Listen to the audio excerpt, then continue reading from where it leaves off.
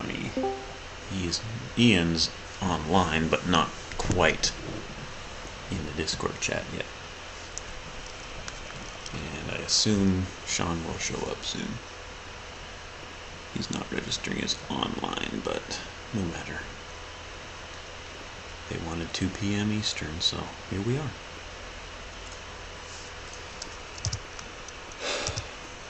Just working on some lava casting in Minecraft.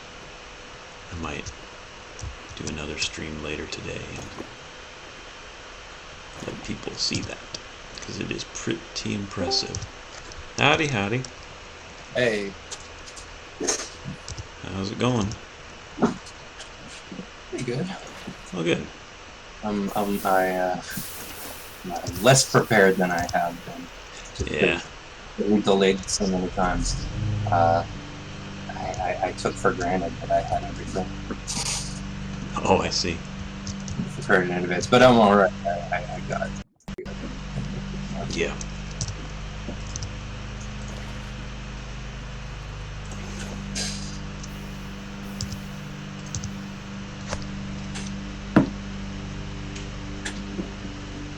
Yeah, admittedly, I'm a little less prepared as well, because my week's been hectic. My gosh. Well, you just leveled up, so I don't think I'll be springing that on you. Wait, leveled up to 5 or? No, 4 recently. Oh, okay. 4 recently. Yeah, and Party 1 leveled up recently too. Okay. To level, I think to level 4. Yeah, to level 4. Cool. I wasn't expecting to level them so soon, but they did a lot in a very short amount of time. Cool. I mean, they had to. I mean, you saw the situation though, right? Actually, I don't know if I did, but... Okay, I sent a screenshot of them in the church, all unconscious, with the high priest Abramo. Oh golly. And his black tentacles spill. Oh, so they actually didn't just get rid of it right away. They got it. Right. Okay. Yeah. Whoops. Yeah. Well, they have had both parties have had an insane number of very, very close calls. I agree. This rule of like disability things, injuries is like a lifesaver. It's a huge lifesaver. And they don't have that. We're using the regular rules for Party 1, and they've literally death saves have decided their fate more than once. Oh wow. Twice now. Well, once it was a player, once it was their background companion. Mm-hmm. Their version of Wayland was got. I think it was 3 successes, 1 failure. Okay. So, but one of the players literally got a natural 20 on a death save after 2 failures. And so with a natural 20, you come back to consciousness. Yes. That's lucky. Yeah. Well, the other player was separated from him, being attacked by a crocodile underwater. So that was a really bad situation. Wow. They've survived it so far.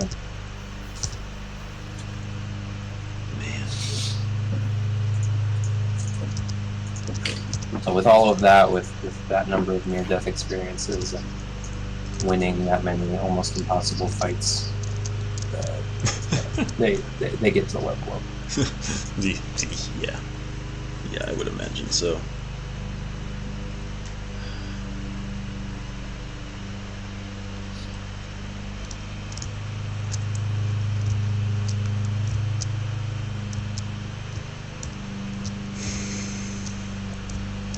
I don't know, what are the chances that either party will have enough problems with this entire campaign that they'll actually get to something like spell level 4 or something like that.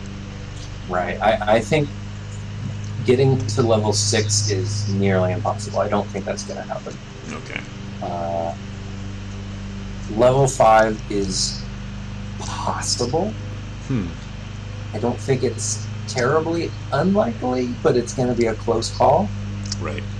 I don't think anyone's getting to level 6. Okay.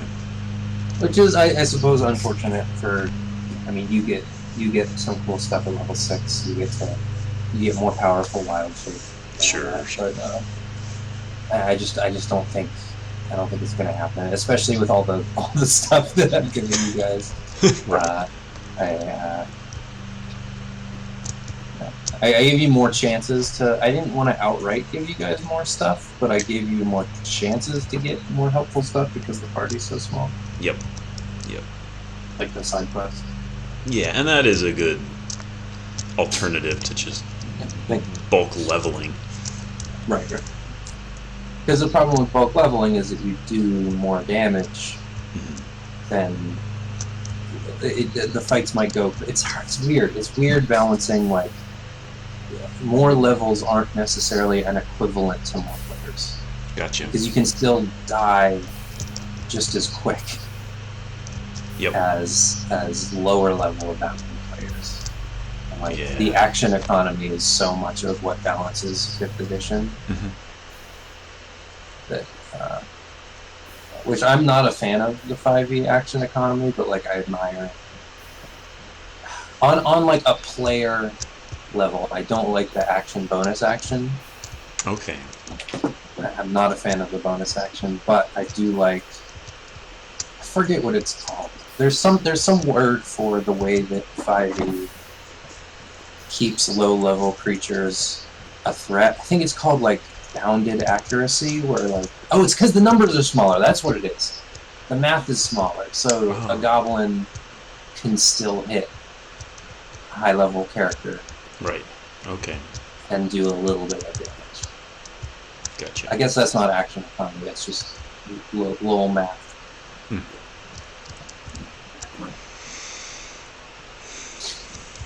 I've mentioned it before, but I really like the Pathfinder 2, at least in theory. I haven't tried it. I really like the 3 actions. Okay. Yeah, I also haven't looked at it myself, but I managed to just like purchase the player handbook just in case. Right.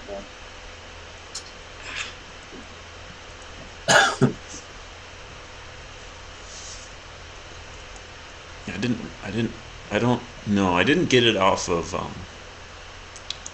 Drive-Through RPG or whatever one of those are. I got mine off of Isaiah. Yeah. I think you got ours at about the same time, so it was probably the same place. So it's when we were talking about what we wanted to do next after Sky Pirates. Yeah. And I know you seem really, really interested in Pathfinder too. Yeah. I was a little frustrated that I ended up, not that you guys made me decide this, but that I wanted to run a 5th edition game. I was like, God, but I don't want to. Right. I'm trying to get away. It keeps pulling me back. Yeah. But and even now I'm thinking like, at some point I want to run this, but no, stop. Do something else.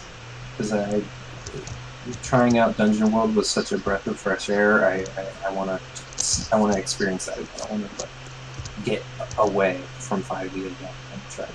I can imagine. I mean, I get on YouTube and look at all these people that are like, oh yeah, we're affiliates of Wizards and we're actually doing a campaign with Matt Mercer as a player character and it's amazing. And I'm just like, how much of a fan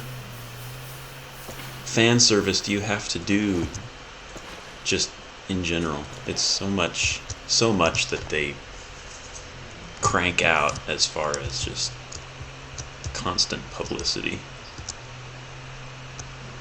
Yeah. I mean, I've always been curious of AD&D, the old stuff, but Yeah, I'm just not I sure mean, how broken it is in comparison with what people expect nowadays. it's just really different. Hmm. Um, I've not heard great things about like people going back and trying it. Hmm. It seems like there's been a lot of growth. Right, Uh, right. I don't know. I feel like if I'm trying to go retro, I don't know. I mean, the I feel like Dungeon World has kind of that feeling, Mm, even though it's very modern. It's a very modern system, gotcha. uh, but like it feels like an old school one Hmm. because it's so small and the numbers are so small. Right. The threats can be so low stakes. Hmm. And you are more into the story and stuff. I Just guess so. you're, I like you get more invested on what's actually happening rather than how right. close you are to winning. Yeah.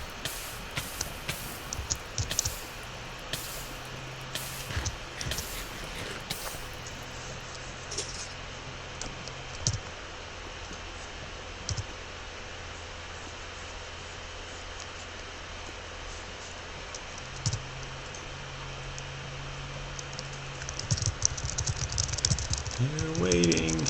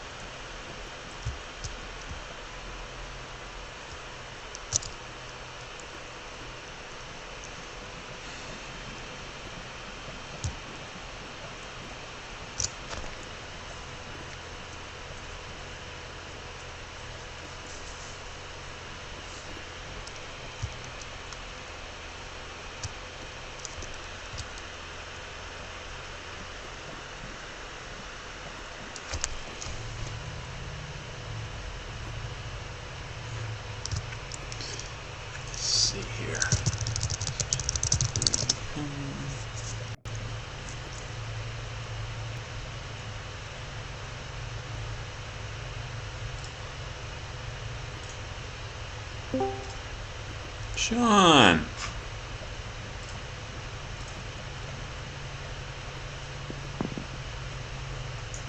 Hey. Hello. Oh, you're kind of quiet. I wonder if I can turn you up. Yeah. I turned you way up. What? I turned you up on my end, although you're still a little quiet. Okay. Oh, that might have been a little louder.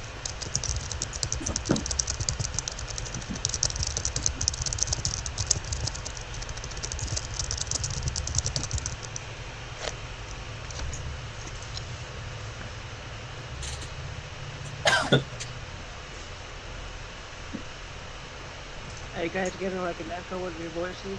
No. Nope. And I can hear you just fine.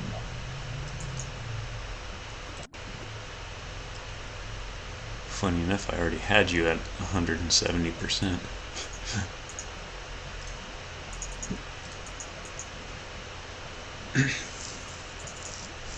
Granted, the sound quality, despite the volume, is excellent.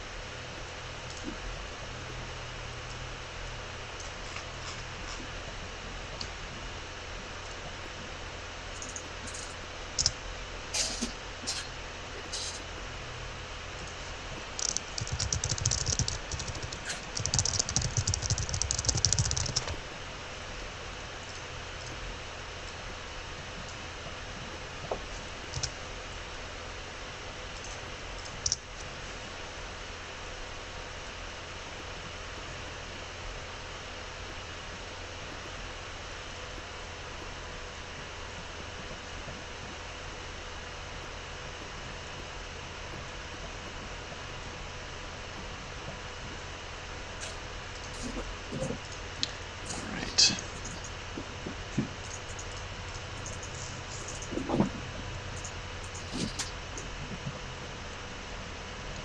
Yeah.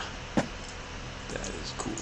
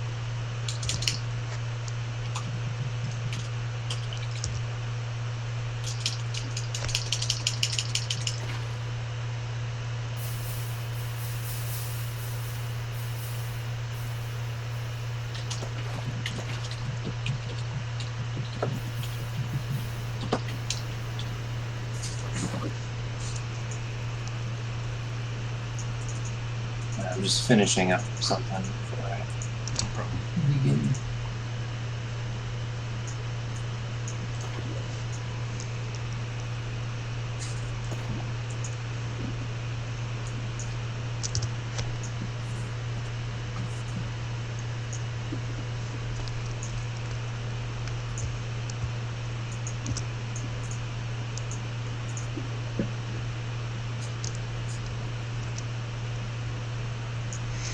Oh man, Minecraft lava casting is just fun. Never done Lava wedding? lava casting. Oh, what is that? What's that? I don't know that. One bucket of lava, one bucket of water, and a lot of patience. Okay, okay, yeah. Oh my I get gosh! you. I'm like Yeah. in 2 days' time, I have well, I had one area scoped out as like a recreation of Mount Doom, Right. and I've just kind of been having a lot of fun here.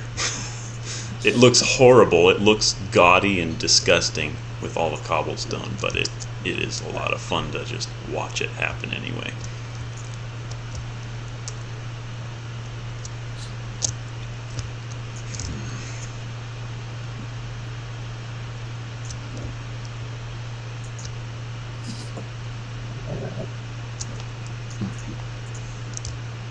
think I'm done. All right.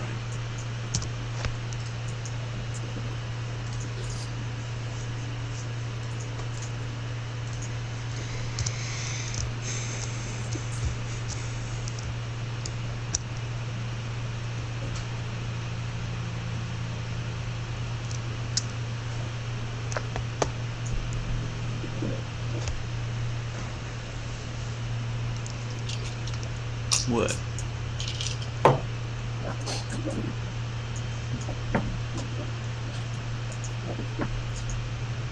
I thought I was ready. Huh. Okay, now we're ready. For real. How many cantrips do you have now, Jasper? Is it 3 or 4? I think it was 4. Let me look. I looked it up last week and adjusted my. I have 3. Yes, you do. I just confirmed with the book. All right. Druids don't get very many cantrips. Yeah. I mean, I guess you can turn into fucking animals whenever you want, so, like, Yeah. that makes sense. And plus, the cantrips I've got to play with are not really that interesting. It seems. Yeah, Shillelagh kind of rules. Right. Especially, like, if you're really weak but have high wisdom, that kind of druid Right. can really benefit from Shillelagh. And I picked that up just because of that, because I'm like, seems to be out of all the ones I have to pick from for third. The third one is just seems to be decent, and I'm kind of short on attack spells. Right. Yeah, you don't get anything like Firebolt or Eldritch Blast. Yep. You get, well, what's the one where you make a fire appear in your hand? That was Produce pretty flame. Good. Produce flame. Yeah. It looked good, but I was like, okay. Yeah. Poison Spray is really useful if you don't run into one of the many creatures that resist or are immune to poison. Yeah. Because it's good because you can hit multiple things, right? Mm-hmm. Or Yes, no. it isn't. No, that's acid splash. Poison Spray is the D12, which is also really cool. Okay. You get a D12 damage, unless it rolls a 1. To make it up one more level here, the damage expansion. Ooh, yeah, and then Poison Spray will get really good because 2d12 is like 1d12 is pretty good, but you can still roll a 1, so it's kind of. But 2d12 is really good. Gotcha. So if you guys get one level, which I don't know if that's definitely going to happen. Right. It's possible, but I don't really know. All right. So let me go to the right map. What map are you with, you guys? You're on the Hoka map. Yes. That's where I'm at. So you see, I drew you a little. I don't have a recap, but I think we all remember what happened last time. You went to do your little side quest. You did very well. You solved it very quickly, and you convinced the mid-warden enough that she got like a little bit interested and saw in your mind the rest of what she needed to grant you a blessing. Gotcha. And then sent you right back to Hoka, saving you 4 days travel. I have forgotten to mark off rations. I probably should do that. Well, you do have, if you've been, one of the reasons I gave you the jar of beads of nourishment is that it's got like 1,000 beads in it. So you could go this entire rest of the campaign without consuming rations. I still expect that you're like nibbling rations because a single tapioca bead is not going to make you feel like you had a meal. Yeah, it's like But food pills. They'll actually keep you alive, but they're not gonna. But you have enough rations that between the beads and the little bit of like that dried meat that you got and some dried berries and stuff that you're having for flavor, I don't think you necessarily need to keep track of rations. You could, I'm not going to stop you from doing that. Yep. But I'm giving you the chance to ignore. I'm giving you permission to stop keeping track of rations. Cool. All right. Ammunition, if you have any, you still got to keep track of that. But if this were a longer campaign, you'd eventually get some kind of bag of holding, and then you could buy like 300 arrows, and you never have to worry about it again. Yeah. Like I feel like there's a certain point in a campaign where I let the characters basically buy like a what do you call it at college? You get like a food slip where you just like pay a lot of money and then you just get free food forever. Oh. It's like that. If you buy enough arrows in one sitting, I'm just gonna count that as your advanced purchase for all the arrows. Yeah. If you have a bag of holding or something to carry them all. No. But anyway, you took 3 days going from Orlane to Hoko. 4 days in Hoko. 4 days to the dark Buying. forest. Yep, 4 days through the forest to Bear, where the portal is. Okay. 0 days going back to Hoko. And now where do you go? You've collected your horses and handler. Yep. And I imagine also Waylon. Yes.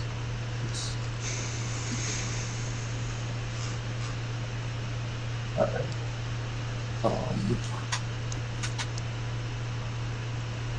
So are you sitting off from Hoko towards Orlane right away? I would imagine so. No. I prefer to. I'm thinking, okay, now on to the desert, because we know what we're doing. Oh, actually, let me do that here because you're not that. All right. There will not be encounters on the road back to Orlane. They're all afraid of us. We killed the sheriff and his deputy. It's still a safe road.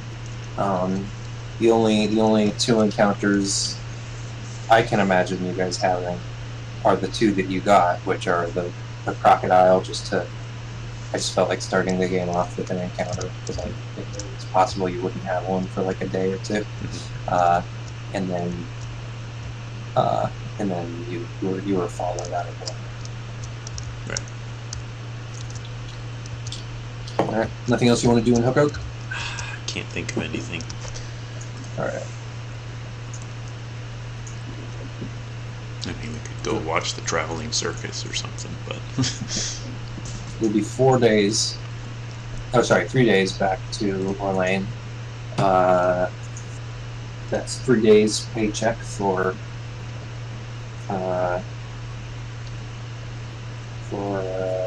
John Handler, and 3 days rations for each horse, for the horse and the donkey.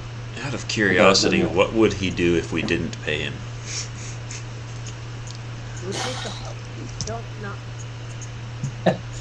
It's a good question, but probably not help you, especially if you're traveling to a town. Right. Like, he probably just wouldn't follow you past the town. Gotcha. Okay. Even if you promise to pay him, because you've proved that you can't get you aren't a reliable employer. Yeah. If you're traveling somewhere dangerous, he'll probably leave you at that. If you stopped paying him on the way to Orlane, he'd probably accompany you the rest of the way, but then not work for you anymore. 5. So we're down to 5 days on Eeyore. And for the horse, same thing. Yeah. So that's 5, which is 50 pounds. Are you able to edit both of those? Yeah. Yeah, I'm Okay. Oh, I just did it myself. Hmm. All right. All right. All right. I have Gil as the rider on the horse, but obviously not yet. Right.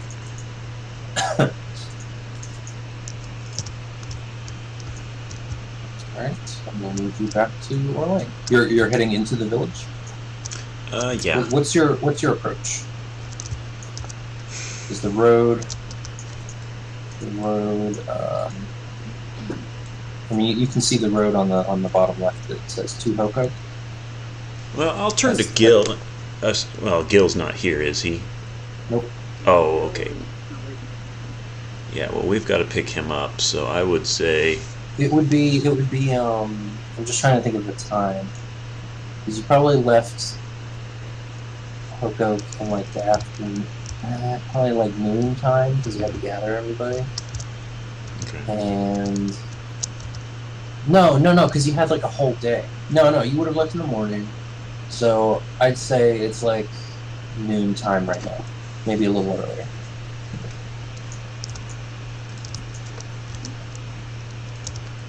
Sorry, go on.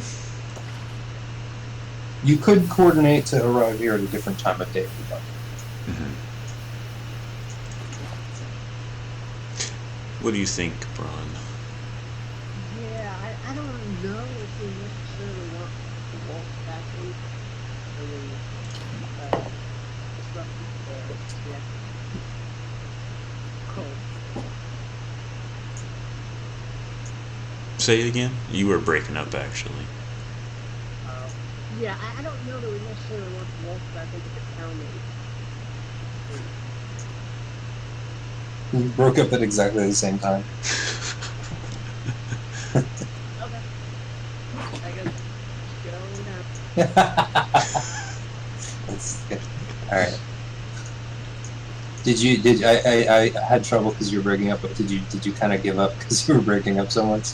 Just like, no, I guess we're going in. Yep. Okay. Do you want to try a different like service? We could do we do this through Discord for a reason. Yeah, I mean, I could change the server, but... Could your phone work, or are you already doing it through your phone? Me, I'm on my phone right now. Okay. Discord, it wants to do an update, and it's entirely so. Alright, I didn't hear much of that, but I heard something about a Discord update. Yeah. Okay. If there's something important that you don't want to get broken up, you can put it in text form. Okay. And like augment it with speech so that we get the inflection, but it won't be coherent, so the words come from the text. Like when I don't know, like adding an emoji to your message, but the emoji is your voice.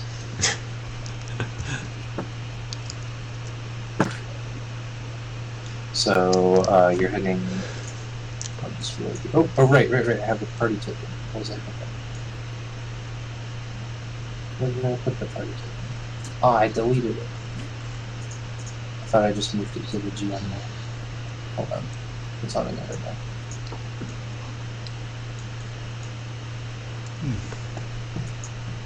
No, it is not.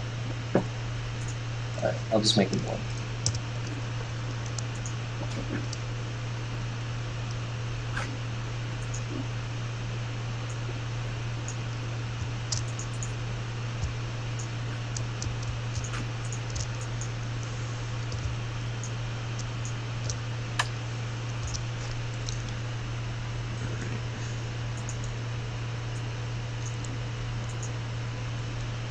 We're not the green.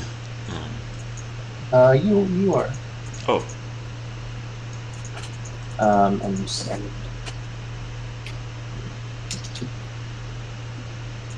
Oh. Isn't that party's too? Oh, I must have deleted both of them when I deleted something else from the GM layer, so I guess I deleted both party tokens in the process. Alright. party one's token would be on the church over, if you could see it. Gotcha. Yeah, I found a party too. Oh wait, you can see it? Yeah. I can't. Where is it? Just to the right line. You can see Braun? I can't see Braun. Let me refresh my thing. Oh, just to the right of the line. Oh, party two. Sorry, I thought you were saying party one. Let me finish.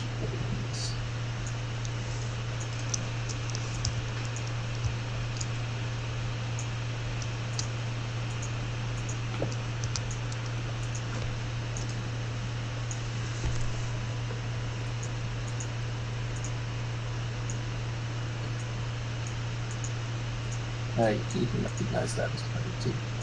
Alright. There you go. There's party two. Oh, right. So, about midday, entering the town from the western road. What do you guys do? You're a whole caravan now. You've got two beasts of burden. No chance we can be all quiet and sneaky and like swim across the river real fast. And...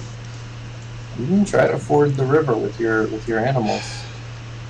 Yeah. Like I said, if there's a time of day you'd like to arrive here, then you can arrange that. You don't have to arrive here at the time that I said. Oops, ignore the things. I don't know. It feels like it's. I mean,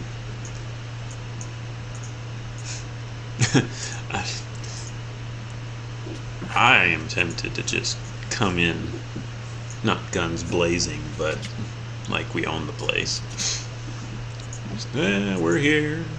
We know where we're going. We turn left. We're gonna walk up the road. Gonna go see our friend Gil. Hi guys. Oh, you're back. That is much better. Okay, good. Crystal clear. Ugh. Alright. So what's your preference on coming into town, Sean? I was just thinking. I say we just go in there, kind of.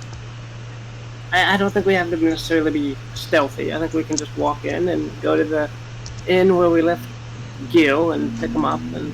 Yep. And walk off. Well, I'd expect he'd probably just stay at his house, packing it up or whatever. No. He said it wasn't safe in his house anymore. He was going to I must. stay at the inn. All right.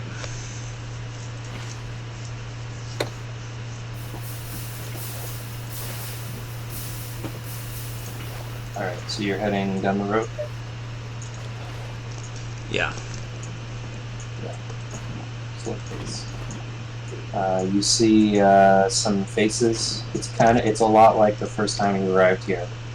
Faces peeking out of the windows. They seem almost more cautious than before. There's no warm welcome from Hewitt's house. Only a vague silhouette in the window. Now this time I'm going to be less cautious and just wave to every single one. Alright. Go past the constable's office. And There's a gangster inside with a Tommy gun.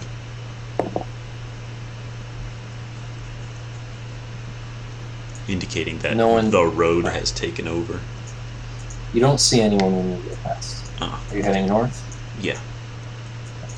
As you go, you do see a shape kind of in the window looking out at you. It is the constable.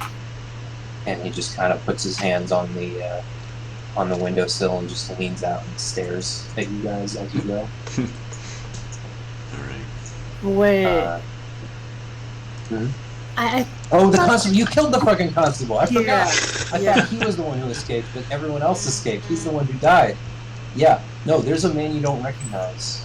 Okay. Getting out of the constable's office. Yeah, that's what I was thinking. Was like, okay, just Yeah. a gangster Sorry and a about that. derby. I totally. No. I shouldn't forget stuff like that.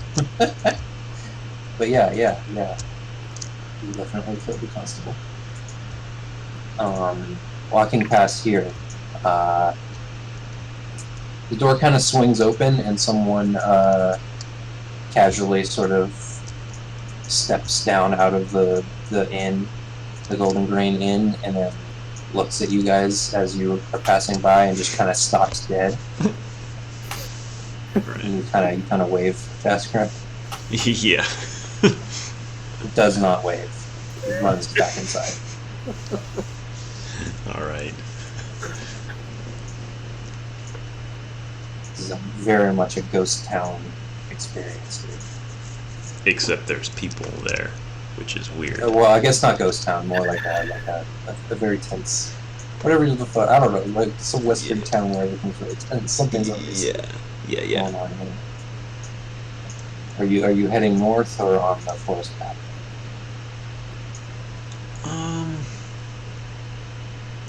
Make a perception check, both of you. Sure.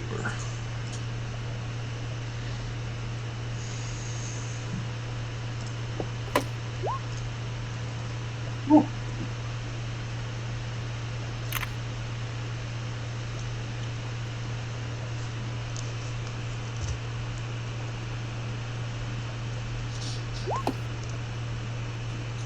Something's wrong about the cabin.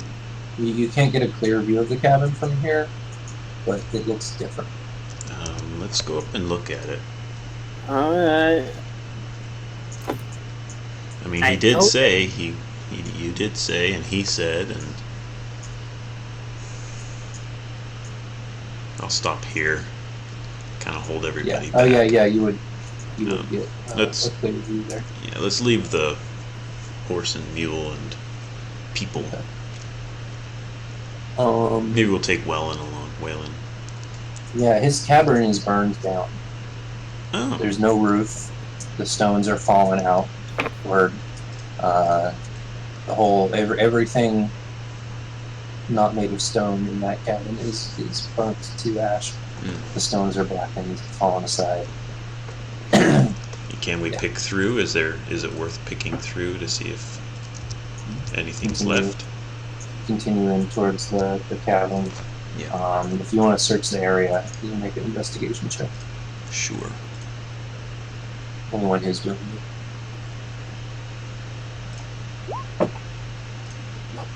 No, finding much. It's just sort of.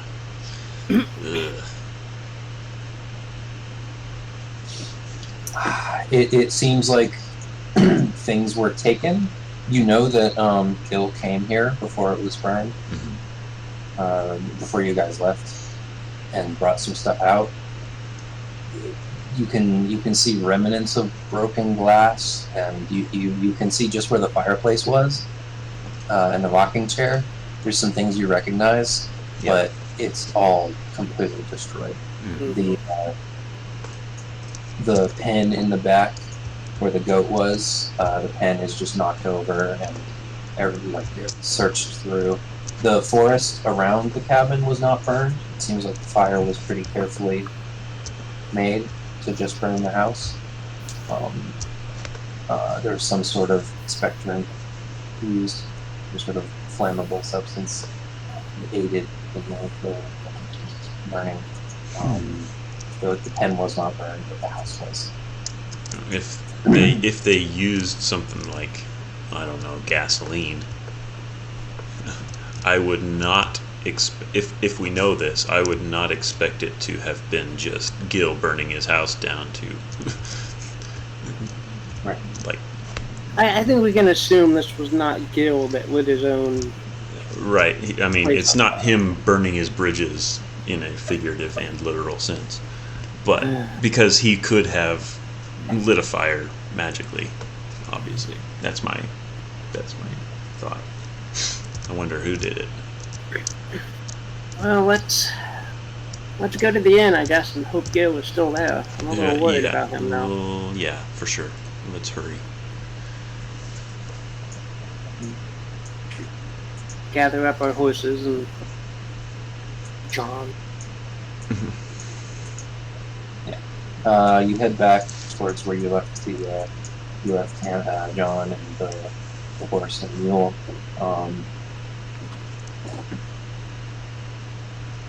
Yep. Quick glance up both ends of the road, and then we kind of walk across and go in the inn. Yeah. You go back to John. He looks uneasy. He gestures. What's up? He gestures in this direction. There are a couple people walking down the road. One standing on this corner, very intently watching you guys.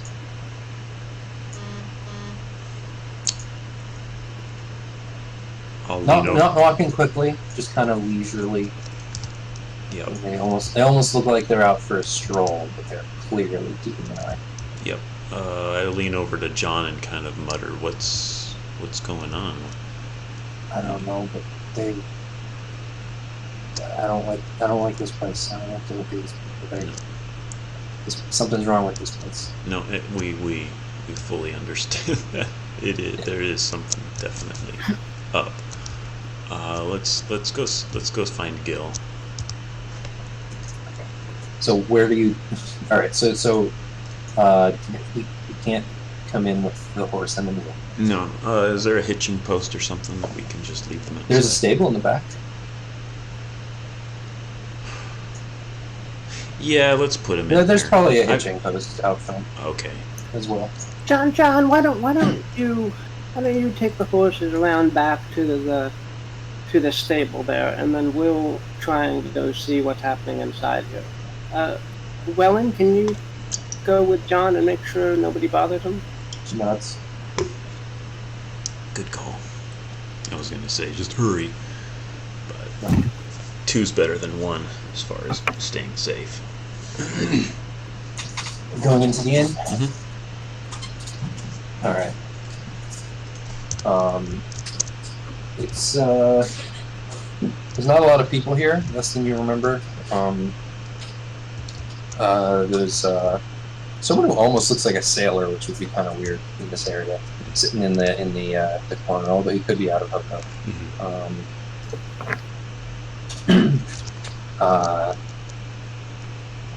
What were the names of the innkeepers?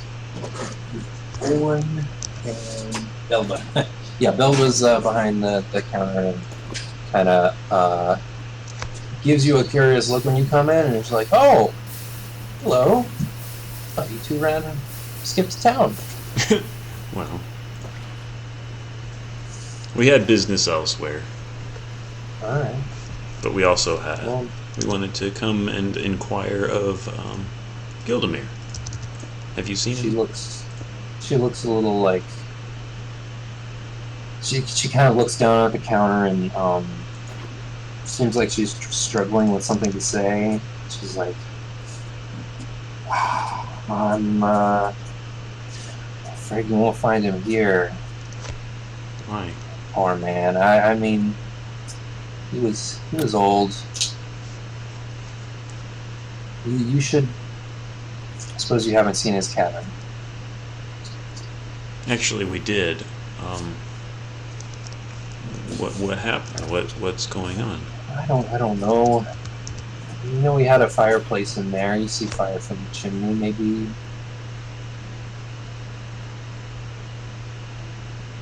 She's kind of lost in thought. I don't know, but I haven't seen him. To be honest, I haven't seen him since before you guys got here. First time, so he probably Is she behind a counter? Did you know? She is. Did you know him? We did, yeah. Briefly, we obviously met him here, but he was a friend of ours. It, You met him here. yes. You must have been the last people to meet him then. The grizzled old sailor-looking type in the back Mhm. kind of moseys on up to the counter and just kind of raises his hand like, oh, another. He doesn't say anything, but she pours him some ale. It's a little early in the day for that. He sits down and is just like, "Here, you lost somebody." Yes, the wizard. He lived across the street from here, up in the woods. "Wizard," she says. The sailor gives you kind of like a like he gives you like a side eye when you say that, and grunts a little. And Belva's like, "Wizard? I don't think he was a wizard." Oh. I look Oh, over Bill? at the sailor, kind of out the corner of looks my back at eye. you. He's looking back at you, Can and his eyes go up, like he nudges upward with his eyes, like.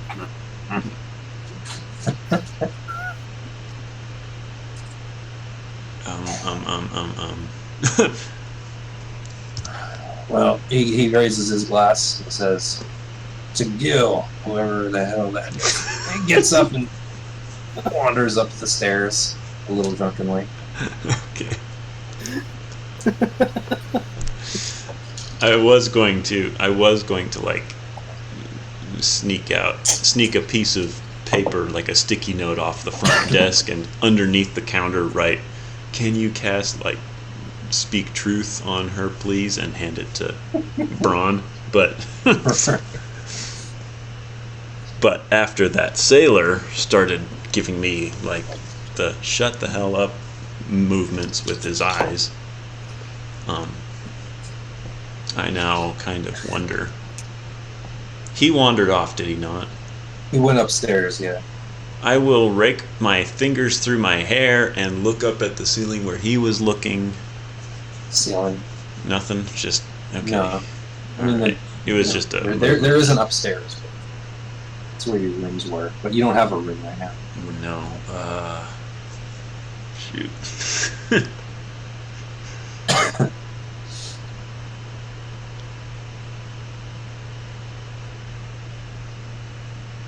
Yeah. Are you, she kind of wipes her eyes a little bit. You two are looking to stay. Yeah, for a day, for a night, one night, I think. Alright. Hostels again? That. I look over to Braun. We have 4 in Those were our the party. cheapest rooms. 4. Yeah, we've got all 4 hostel rooms open. I will jangle my coin purse sadly and look over at Jack. There's not much jangle.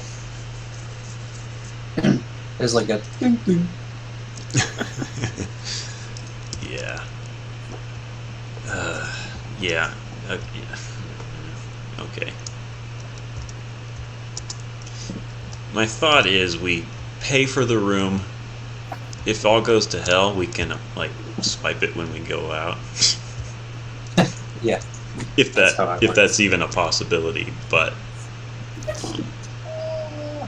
You can buy a room for the night. You can get the hostel rooms. Don't remember how much I said those were. okay. I need to write these down because I'm literally running this campaign twice at the same time. I should keep extra good track of this stuff, but I do not.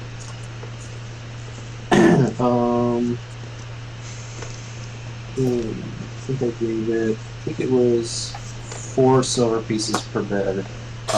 She'll give you a discount for tonight because you're looking a little. She's feeling nostalgic. Didn't know you guys were friends with Gil, and she'll give them to you for 3 silver or Okay. a bed. Yeah. Do you? Yeah. I won't ask if she changes gold. I'll just change it myself to silver. Yeah. She will. So 4 rooms or 4 beds, all 4. Yeah, I would say 4. All right, so that'll be 12. That'll be 1 gold and 2 silver. All right. I'll hand all of it over. All right.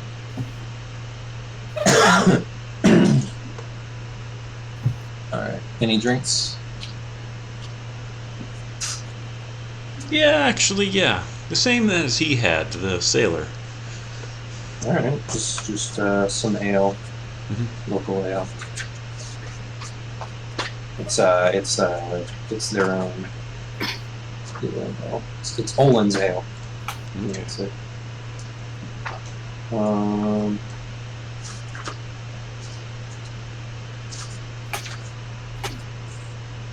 Are rooms upstairs, by the Yes. way? Okay. Yes,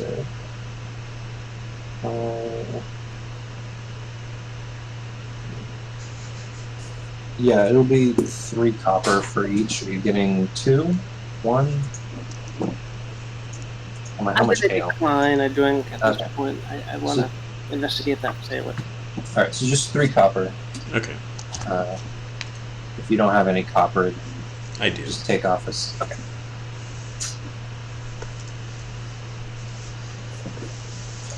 All You're right. heading up. Yep. Heading upstairs.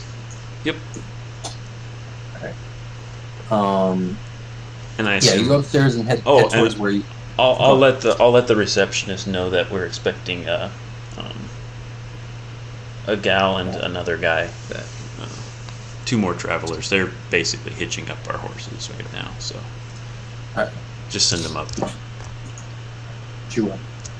Yeah, you go upstairs to where you know the hospital room to be. You pass the.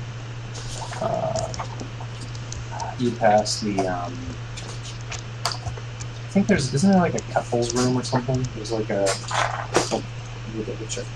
Let's go up there. There was a couple more expensive rooms than the hostel room, then. There were. I'm just trying to remember which room.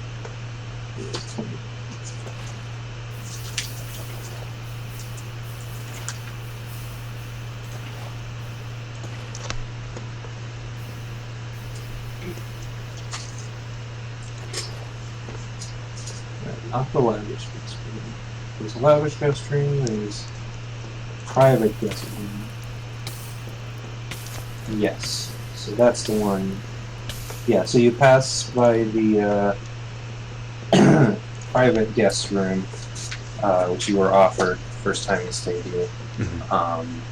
And the sailor is standing, leaning against the door, kind of opens his door and steps in and leaves it open. I'll follow him. All right. I will follow. This is skill. And he'll be like, "You keep your mouth shut next time." Yeah, he walks over to the. It's a pretty nice room. There's a decently sized fluffy bed. There's a desk. And there's 4 chairs. He walks over to the desk. Looks back at you guys, looks at the door, nudges to like close the door. Yep, we will. I will, at least. He takes his hat off, and the floppy cap that he had on turns into a floppy pointed green hat in his hand, and it is Gil. Yeah. His disguise, his face. Puts the hat on the desk and he's like, "Well, you 2 took a long damn time."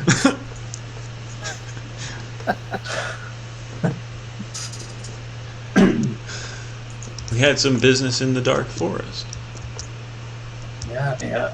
Here, I got something for you. He rummages through. He has a couple boxes that came from his house. I've been working. It's 14 days, so I had some time. Not a lot of materials, but I made a few things for myself. And I got around to, these are simple, but they can be surprisingly challenging when you're working with limited supplies. He holds up these little polished turquoise stones that are wrapped in copper wire. They're like little pendants.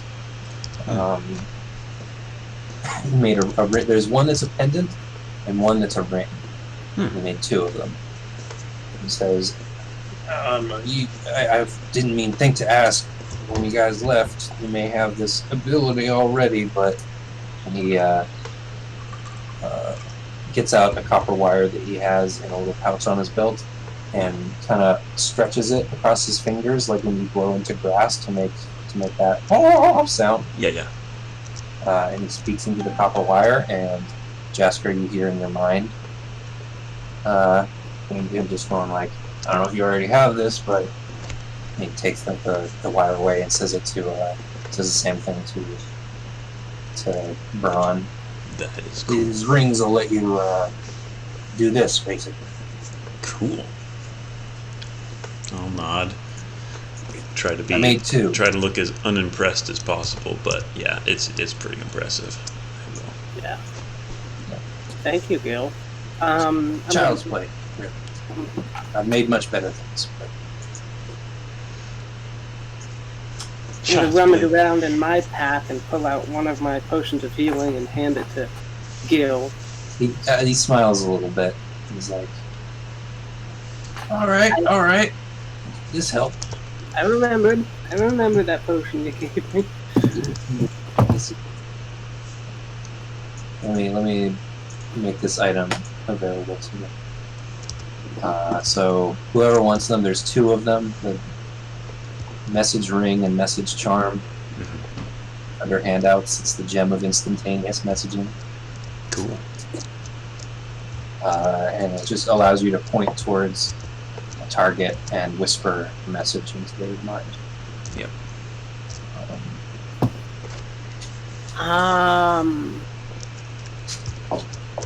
Lan is going to on the Brun has that cantrip, right? He does, yes. So he's probably going to recommend that Jaska and maybe Wellen takes one of these. Wellen does not have the ability to cast message, so... Okay. Well, what do you want, Jasker? The ring or the charm? The charm is probably more my style if I'm going to be stylish with it. Okay.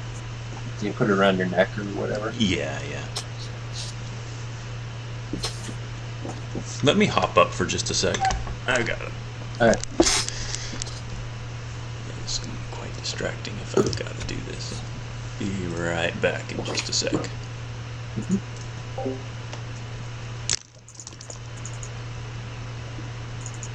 It just basically gives you the message cantrip. I don't believe it. No, it does not require attunement. I was actually gonna try and use message to figure out if the sailor was actually Gil.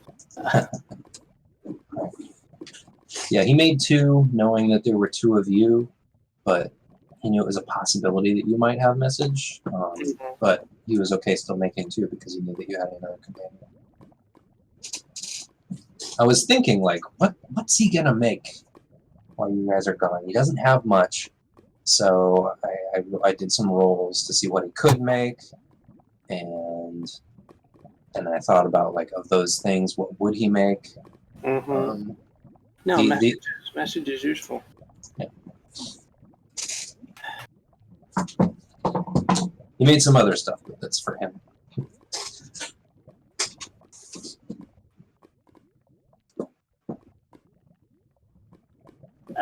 Gil, in the I'll wait till then.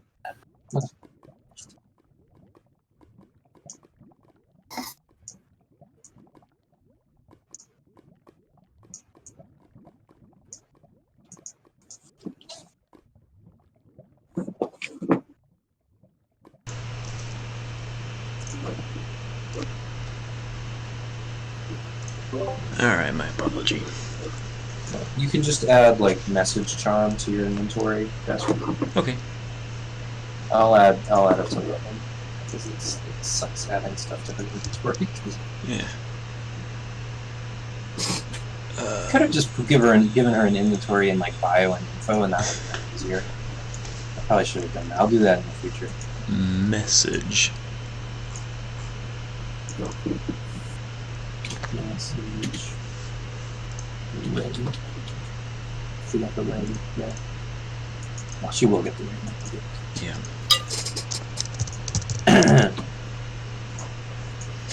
So that's a spell. Yeah. Yeah, it just lets you cast message at will. Okay. What I'm gonna do is just.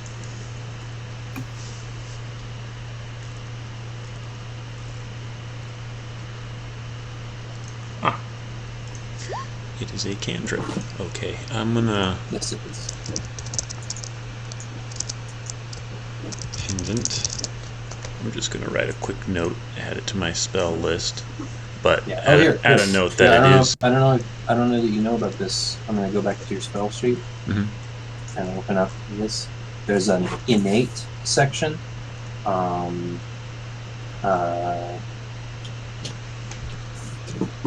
Oh yeah. You can change this back if you want, but Oh. it's just I like using this because then it's like Oh, you can cool. change it to pendant or whatever. Just like it's cool that because it's like it's there, but it doesn't take up space from the actual message or from the actual title of the spell. Cool. I do like that. That's nice. All right. I like using it for like if I'm playing a cleric, I add that to the domain spells. This is domain. And then obviously if you're playing like a tiefling or something that has once per day spells. Mm-hmm.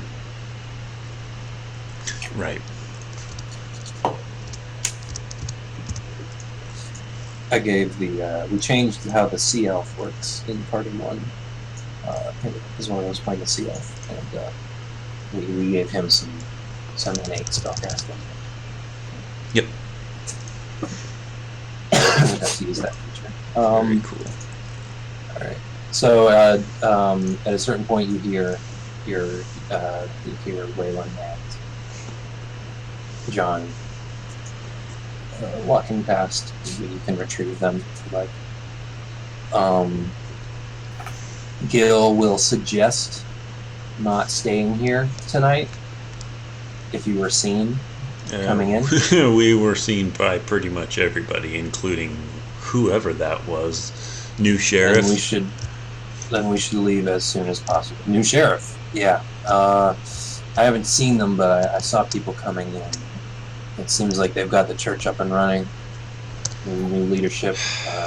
On the bright side, they're not going to be in the swamp. Might have thinned out the ranks a little bit. Mm-hmm. But we should leave as soon as possible. This place is no longer safe if they saw you come in. No, it's obvious. It's more than obvious. It's everybody's suspicious of us, even the gal downstairs, which I thought she was one of the trustworthy ones, but now she's lying to us. She is, but she's right to think that you're dangerous. You brought danger to her front door. Okay, all right. I've done my best not to do that, but I don't blame you. I'm one person with plenty of tricks. Mm-hmm. I was traveling with 4 people, and I mean, did you bring any horses? We did, yes. A horse, a mule. So you He looks should out be the able window. to... There's a window facing the stables, and he looks out. Mhm. Oh, all right. Can you ride? We didn't even ask about that. I can. Okay. It's been a while. So, are you guys getting ready to go right away? Yeah, let's... All right. Yeah, the town has me unsettled. Let's get out of here as soon as possible. All right. Okay. Step out. Belba and Olin are there now, and they're a little surprised that you guys are all leaving now, including the sailor, which he is a sailor now. Yeah, and she's just like, oh, all right, we'll make up your rooms by the time you're back. She's not sure what to say, but she just kind of waves you guys out very politely. Yeah. Yeah. Do I want to be mean and say, yeah, we'll be a little late? Keep my bed warm, okay? Don't let it get cool. I might be back at any time, so... we'll do our best. Let Braun be the keep mean it one. warm. And look at each other like, keep it warm. Oh, I guess like with like a hot water bottle. Yeah. Whatever. Yeah, not with a person. That's just... Make a persuasion check. Bro. Yes, of course, right? We'll make sure that it's very comfortable. These old bones need the heat. We'll put some fresh milk by the bedside. All right. So when you step out, you are being watched from here. Step around. Gil, in sailor disguise, says, "And I almost forgot. If we want it, I have secured us a guide, but he will only take us as far as the edge of the swamp." Okay. Is that something we'd like? Yeah. All right. I'm not going to make him travel with us through the town, but he'll meet us on the edge of the forest. He stops outside of this house. I have one question about the guide. Will he expect payment up front? I've got it covered. Oh. It's an old friend. Okay.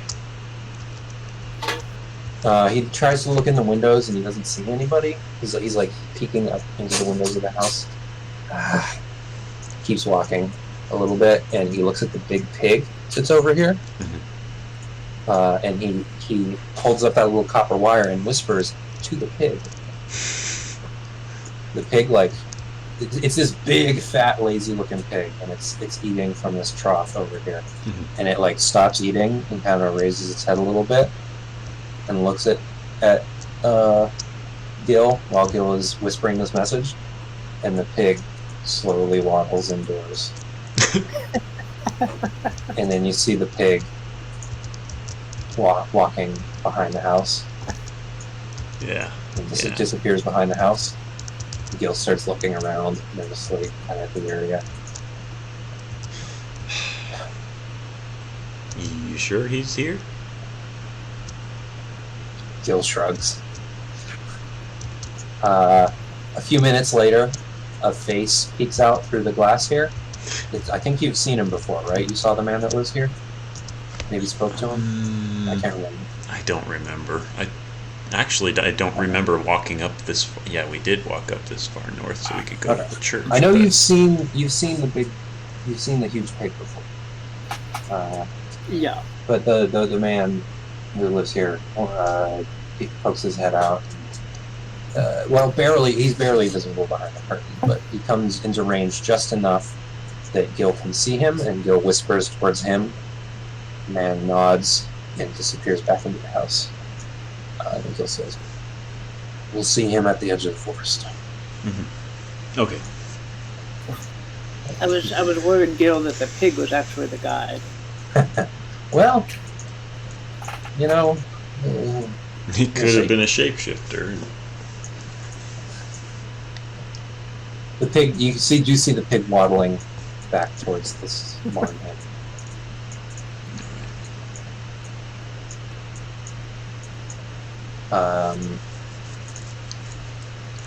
Yeah. You no longer see people following you behind you. What time of day is it? Is it getting on toward night, evening, No, afternoon? no, it's early afternoon. Okay. All right. The people here who are always a little like out of it, they are. The child is still sitting out here like she usually is on the porch, but she's no longer kind of absent-mindedly staring at her toys. She's looking right at you and following you guys with her eyes. I will. She slowly stands up and walks into the house. Well, what is that? I was gonna just wave like I've been doing.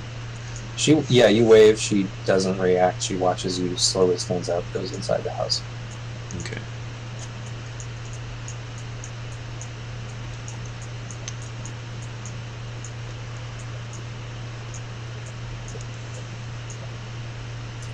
What about the old lady's house?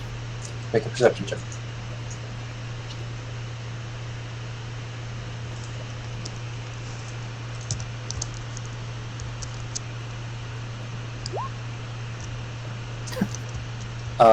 She's not in the window. Oh. Oh. Okay. And because it's a 20, you do actually see the rocking chair in the window where it usually is, but you don't see the back of the rocking chair. You see the arms of the rocking chair sticking up. The chair is on its back. Oh. And the door is closed, but you can tell it's been broken open with a 20.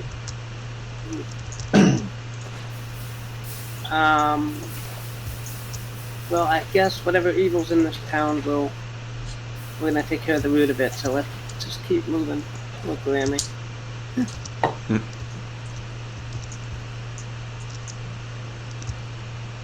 Yep.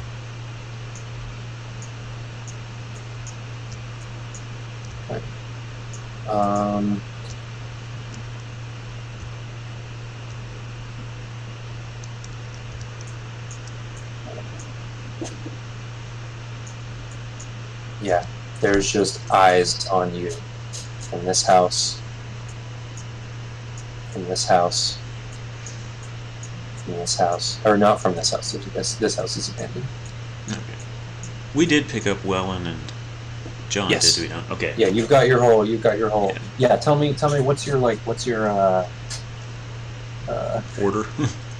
I guess so. Is Gil on the horse? Yeah, I would have assumed Okay. we got him on the horse. Yeah. For the first time, he'll need a little bit of help even with the stool, but he'll get the hang of it. You set the stool down and help him up onto the horse.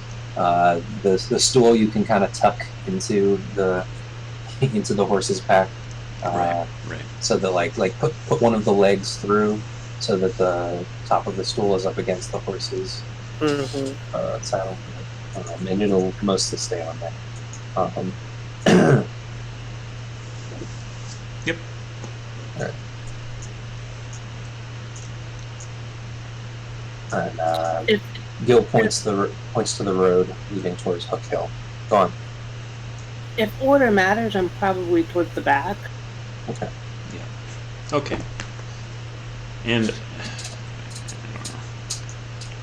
Wellen and I probably near the front. Okay. Just because scouting and good perception. And the and such. horses and stuff in the middle. Yep. Yeah, the carpenter and wife are standing beside each other, and they watch you as you go by. And as you are coming here, you can see just barely a man standing on the side of this patio here, standing up straight, watching you guys. Golly, so weird. All right. So farmer not on. All right. I thought we killed Head him out. too. You did not kill him. You knocked him out with magic. Okay. And left him in his bed. I got it. Okay. Tied up. Yeah. Oh no, not tied up. You didn't tie him up. Nope. No. You just ran really fast. As fast as you could carrying the body. And then Bonnie, we wanted to interrogate. Bonnie.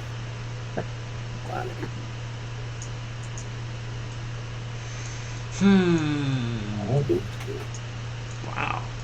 Official map. Yeah. Well, the last one was too. Yeah, I've been hiding this one from you.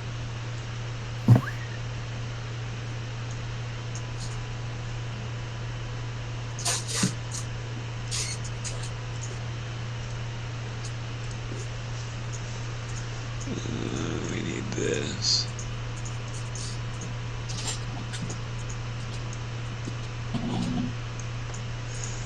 Oops.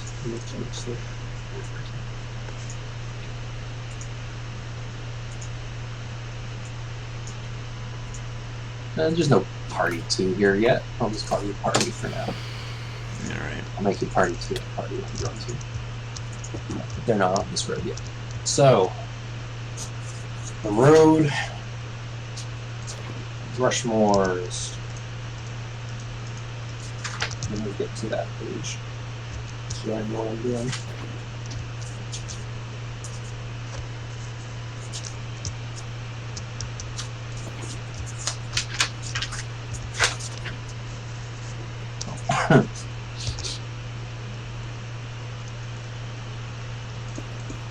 This one.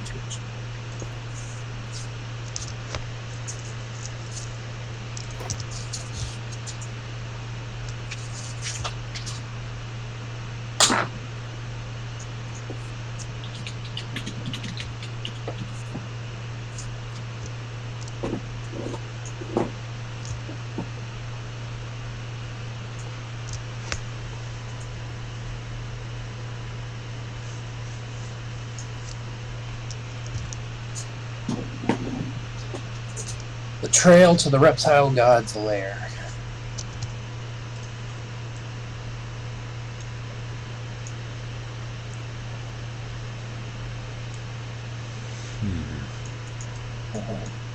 So as you travel, are you continuing this with this order?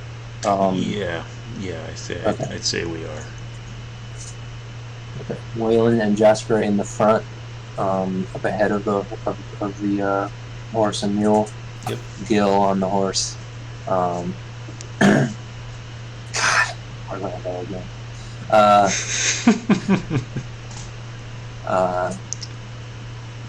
Brun in the back.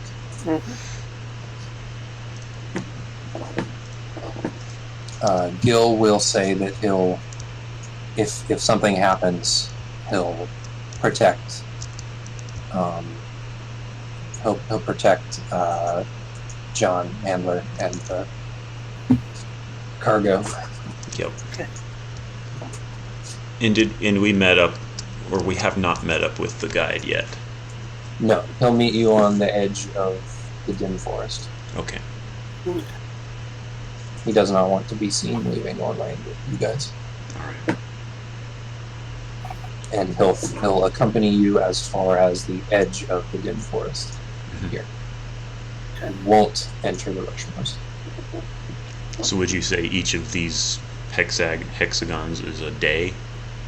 About a day, yes. Alright. I have the specifics here that I'm looking at. Alright, so he'd be with us a It'll- couple days then. Yeah, it'll be about 4 days to the lair. Alright. That's the estimate. Mhm. Could be longer or shorter. The first day, about a day, is going to be through the plains, and it should be safe, you are told.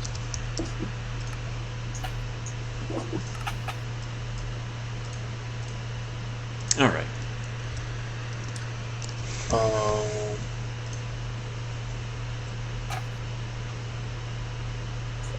Yeah, your first day traveling from Orlane is spent crossing the grassy plains east of the village. The further from Orlane you travel, the fewer signs of civilization are seen. Most of the farms on this side of town have been abandoned. The crops fallow in their fields. Right. No travelers are seen. Safe for us.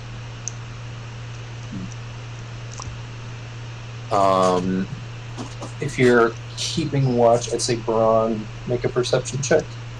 Oh, okay.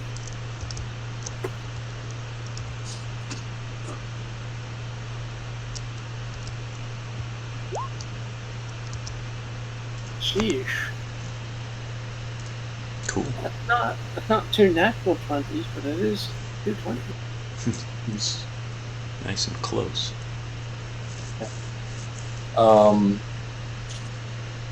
You can see not quite behind you, off the road in the tall grass, you see a shape darting through the grass, keeping a wide berth from your group. It's about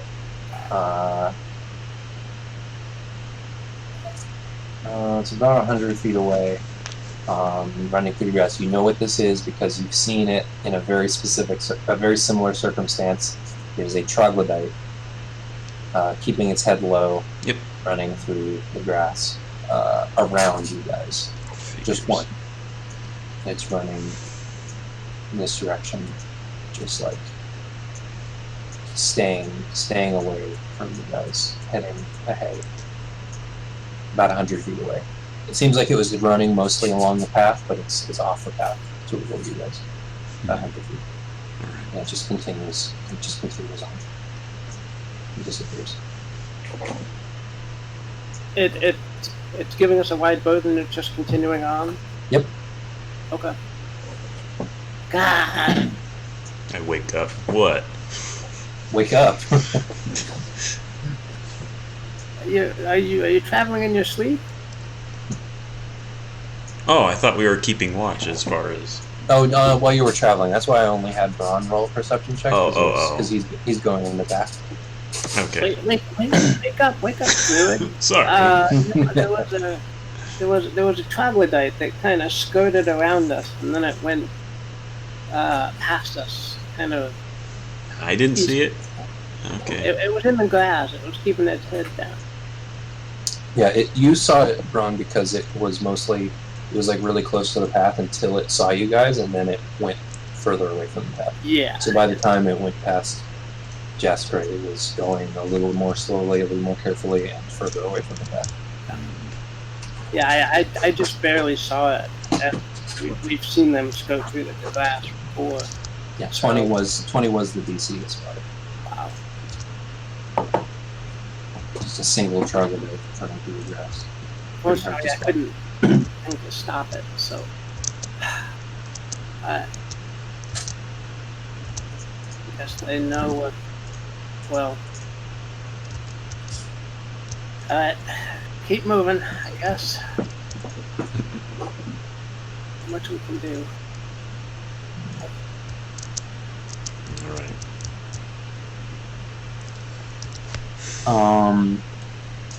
So the first night you can camp.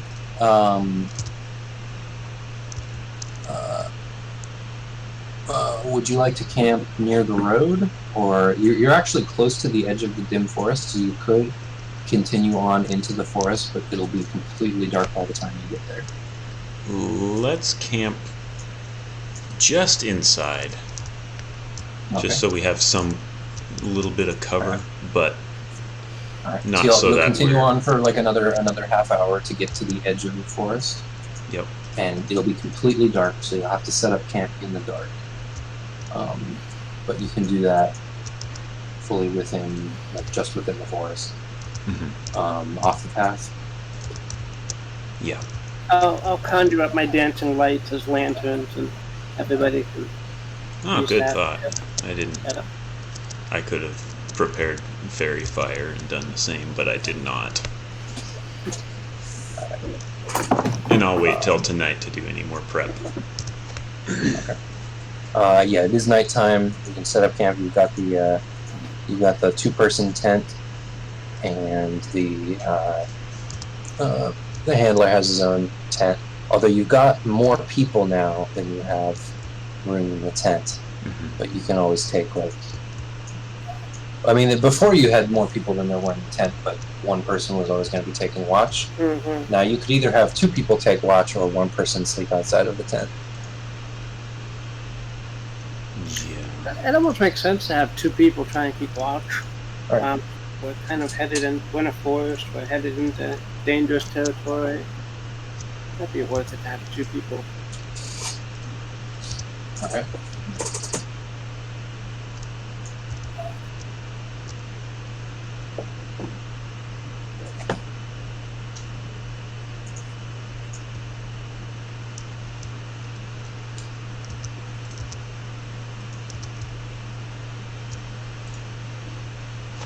I'll take one of the first watches. All right. Sure. Are you using dancing lights while you watch, or are you taking the disadvantage? And who's watching with you? Yeah, I was watching. John the handler. All right. So somebody he'll let somebody lie down in his tent while he's taking watch. Yeah. So that works out. So roll a perception check for you and for John. Did you say you are using lights or not? Yeah, I think I've got my dancing lights still up. So. Okay. 18 and then.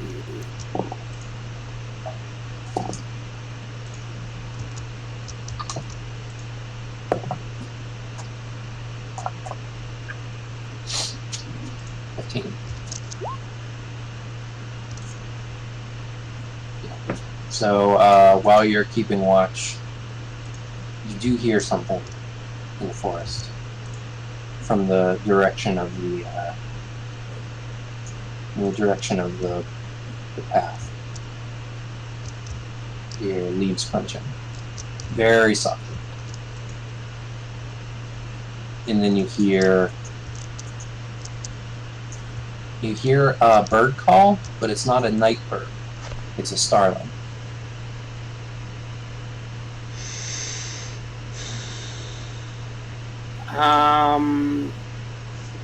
Can I try to replicate that starling call?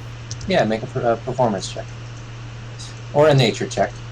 I'd let you do either one. I imagine nature is better. Yeah, you make an almost impeccable starling sound. Almost. Then you hear the footsteps get closer, and on the edge of where your lights are, you see a human shape kind of lean out. You hear more steps after that shape stops. You hear more like animal steps approaching, and another shorter shape appears. It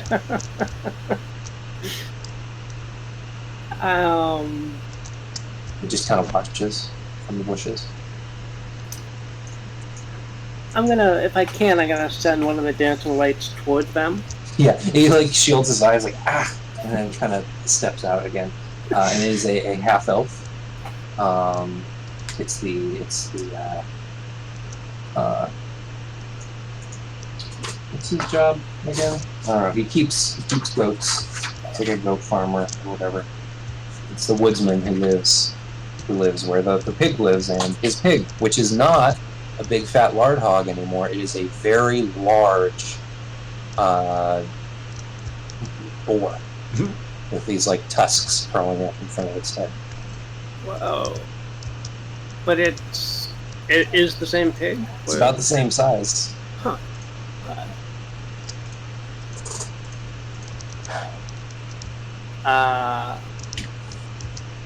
You with Gil? We are. He's just inside. Jasper is asleep. Or, yeah. Yeah. And I'm I don't- asleep as well. Yeah, I don't know. Are you with Gil? He nods. He says, "All right, have a good night. We'll be around." We have a camp if you want to stay with us. He looks at the lights floating around and looks around, and he's like, "I'm all right." And backs out into the darkness. Okay.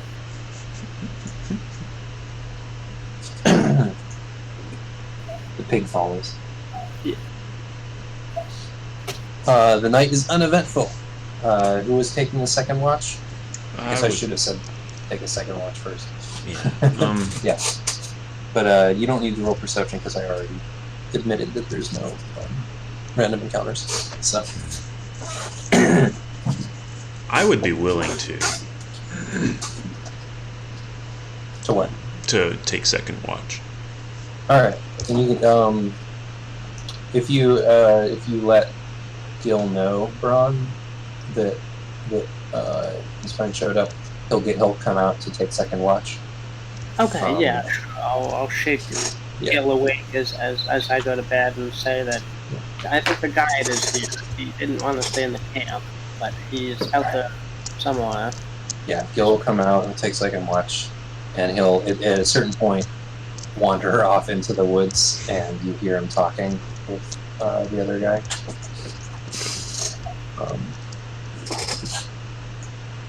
In the morning, they'll wake up.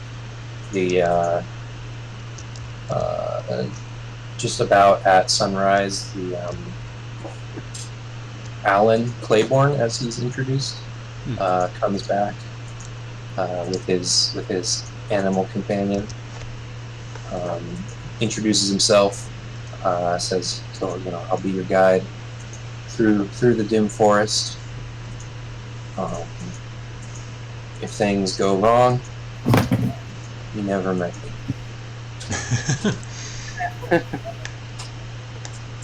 Understood. We got it.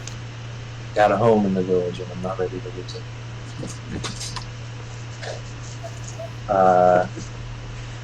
So yeah, he'll take over, making your you will not have to make navigation checks in the forest. He'll do that, and he will automatically succeed. Okay. So you will not get lost as long as you're being led by Alan. Cool.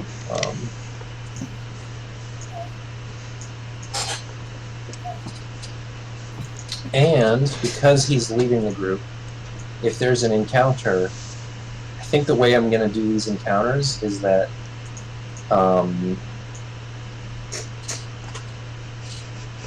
John and the horses are weak and have very little health. I think that they're probably going to try to stay out of it, and I think the wizard is going to go with them to keep them safe, make sure that they can stay out of it. Which means that unless you want to change how this works, my plan is that Gil will not join you in encounters in the forest. Okay. Because he will retreat with John Ander. However, Alan and Hogger, the pig, will accompany you into combat if you would like, because he'll be leading the group. So you could switch that around, and you could have Gil instead of Alan and Hogger if you'd like. I feel like this is a good plan. Just Gil and John stay out of it. Mm-hmm. All right. Unless, of course, Gil is feeling like heroic again and just wants to not really give us some high level cool stuff. He is very powerful. He's a higher level character than Alan or any of you guys. Mm-hmm. He has very low health for his class or for his level. In fact, his health is only slightly higher than Alan's. Right. Even though he's several levels higher. So, he's still quite vulnerable for his level. Yeah. Also, one thing that he did while you guys were gone is he learned that scroll of spell magic because you guys wanted him to come with you. Okay. So He was going to offer it to you guys to take, but instead he consumed it to add it to his spellbook. So now you guys cannot cast Dispel Magic, but he can. Okay. Okay. And he can do it more than you could with this spell. I mean, with his spell. So, as long as you're taking him with you, that should work better than you guys getting this roll, but if something happens to him, then you won't have Dispel Magic. Alright, so continuing onward, your order is Alan in the front. Is it still, aside from that, is it same as before? Is Braun way in the back? Or is Braun sticking with the fighting group?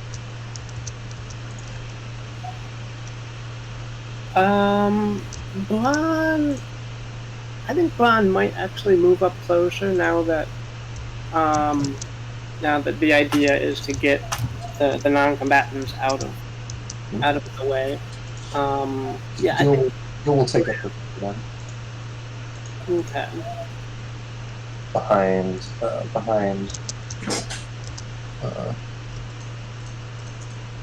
Handler.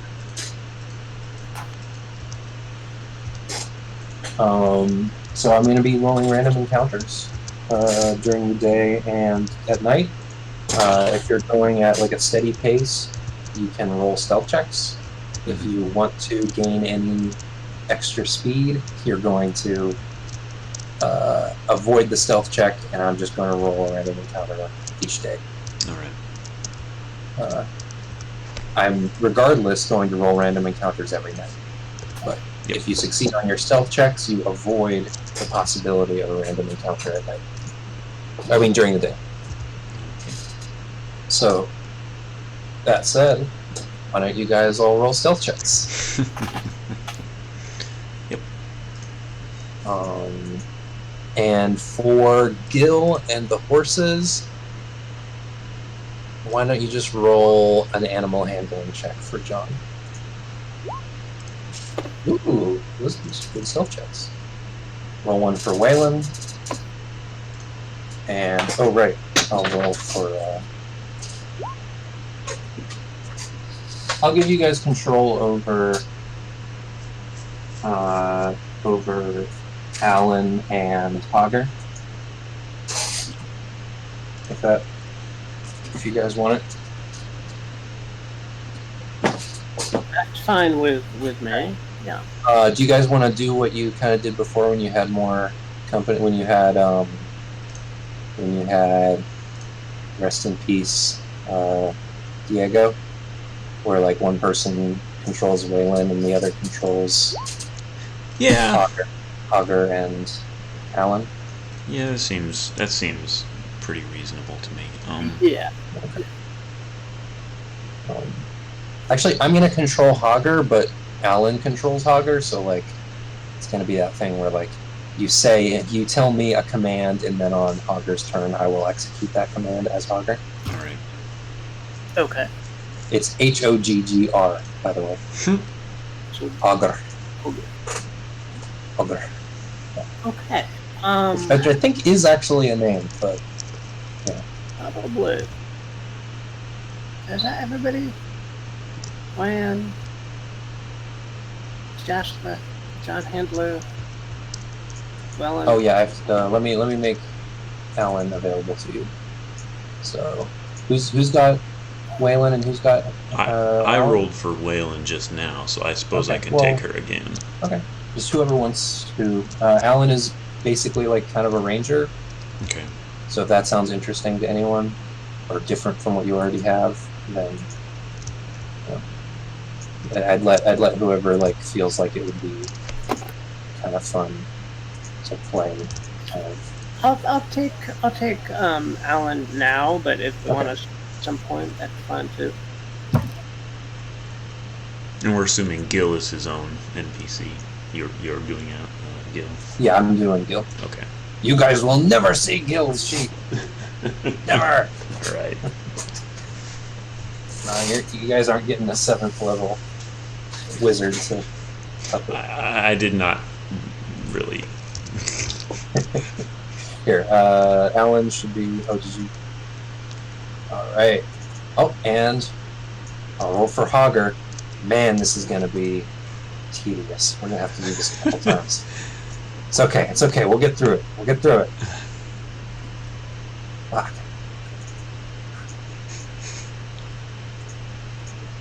All right. You should be able to see Hogger now, but I'll roll. You can't control Hogger. All right. So that's one bad roll out of a bunch of good ones. Hogger's gonna be okay. Like I'm gonna call that a success.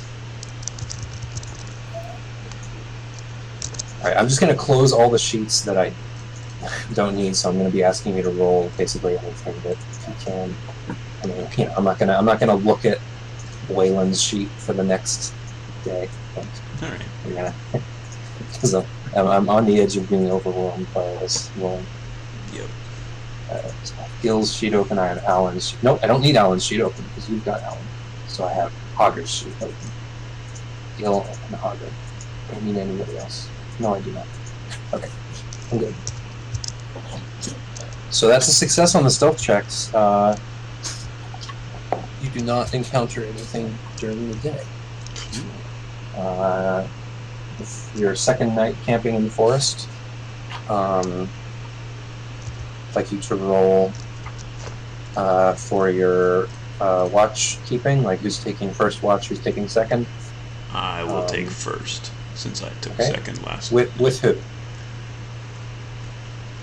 Well, as long as I'm controlling Wellen, I'd say with her.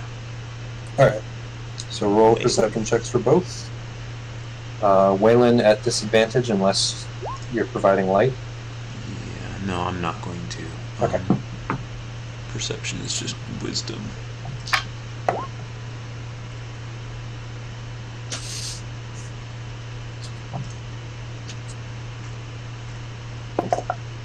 Yeah, she doesn't see anything. I see plenty. All right. Yeah. The forest is a little bit louder. It's not as deadly quiet as the. I keep grabbing the map instead. Oh, that's because I'm on the wrong way. Yeah, it's not as quiet as the west side of the forest. You can see where the river here divides the two sections of the forest. Yes. This little area is not under the control of the wood elves that live here, and you can tell right away. There are strange sounds from the forest. You hear owls, you hear crickets, but every once in a while you'll hear this distant like and like there's like these deep, distant kind of almost like a growl, but it's too far away. Like a growl shouldn't carry that far. It could be a roar, but it doesn't sound that loud. There's a lot of sounds that are difficult to identify. In fact, make a nature check just to see if you can identify anything specific. Sure.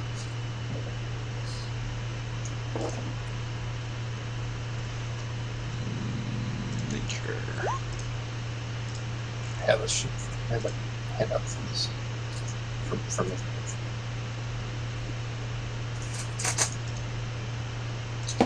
No, you don't recognize that. You recognize a wolf's howl. But other than that, it's just strange creatures. You recognize a wolf's howl. You recognize a couple birds that you've heard before. But other than that, it's a lot of unusual things. All right. Waylon, I don't know. Did she just fall asleep on me? She was more focused on like all these distant noises. She wasn't really. Okay. Well, do you recognize any of them? I ask her.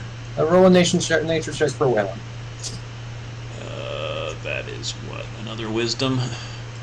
Yeah, and get ready to roll your perception checks, Frog. No, she's not sure. She hears what you hear. Okay. Braun and whoever's keeping watch with him. Roll perception.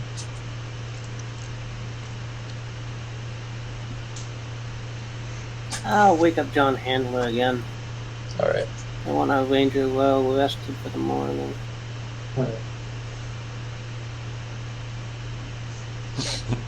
You see nothing. You hear strange noises. Roll a nature check, Bob. Handler does not get one. Man, if only John and Waylon had advantage on those perception checks. Yeah, in fact, John has disadvantage unless you're making light run, as do you. But it doesn't actually matter because your first rolls are your worst. 14, you hear the distant howl of a wolf and a couple birds that you recognize, but other than that, it's very strange. You hear this deep, like, kind of almost like this, like a gorilla, kind of, but like it's deeper and much further away than you should be able to hear a gorilla. Oh, that's weird. Ugh. Yeah, this forest is a much wilder place than in the western half. And you wake up, kind of itchy. Even though you're in your tent, it's like this place it's weirdly humid in the morning. Like this area is kind of warm, but like it's a pretty dry region. This forest seems to be holding a lot of the moisture in to a almost unnatural degree, and it's pretty warm in the morning. Continue on. Roll stealth checks for the journey.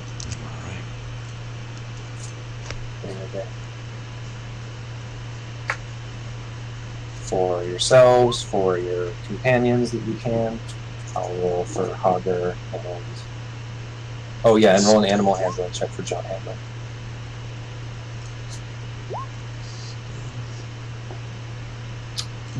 Dexterity.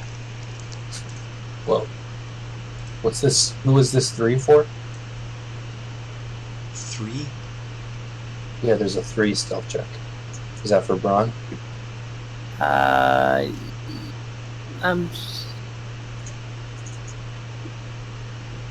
remember. I'm confused too, but okay, I see it. Hogger rolled pretty good. Oh yeah, that 3 was for yeah.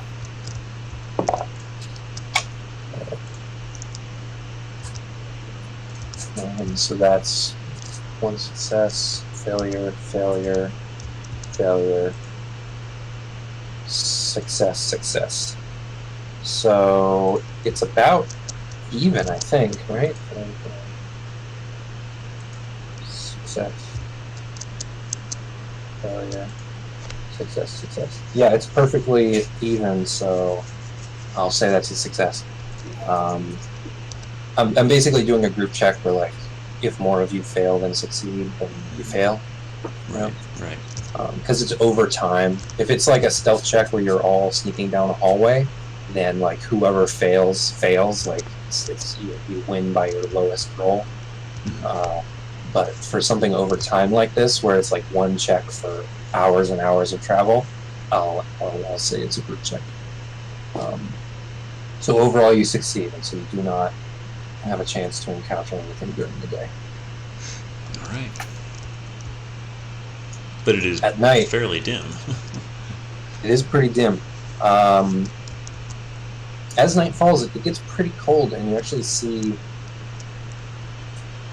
what looks like snow across the path, which, like, your guide, Alan, stops and kind of is looking at it for a while, and as you guys catch up, he, like, gestures towards it and shrugs. He doesn't know what's up with the snow. It's melting, but it's just this line of snow across the path. That's... Especially with the sounds I heard last night and the humidity this... in the morning. Yeah. It's late in the day. This is quite a... It is still pretty warm. But you... Snow, though? Yeah, he's... There's a line of snow. I'm as confused as Alan is. Can I spend 10 minutes and cast Detect Magic? All right. Hmm. I don't know if you get a magical. I'm gonna say with this, it allows you to make a nature check. Okay. Like, I'm stretching the definition of detect magic because by the book it only identifies present magical auras and effects. Right, But you're right. but I'm gonna let it do something more depending on how you use it. So you might be able to use it to find other things if you roll a good nature check. If you do, this snow is there is something odd about this snow, and as you like kick up some of the top snow and look underneath, there's the faintest hint of conjuration and necromantic magic.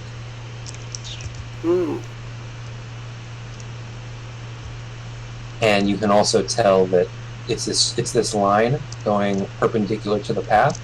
It is a path itself. It's a something dropped this snow heading in a direction perpendicular to this path. Oh. Something crossed the path and left snow in its wake. Okay.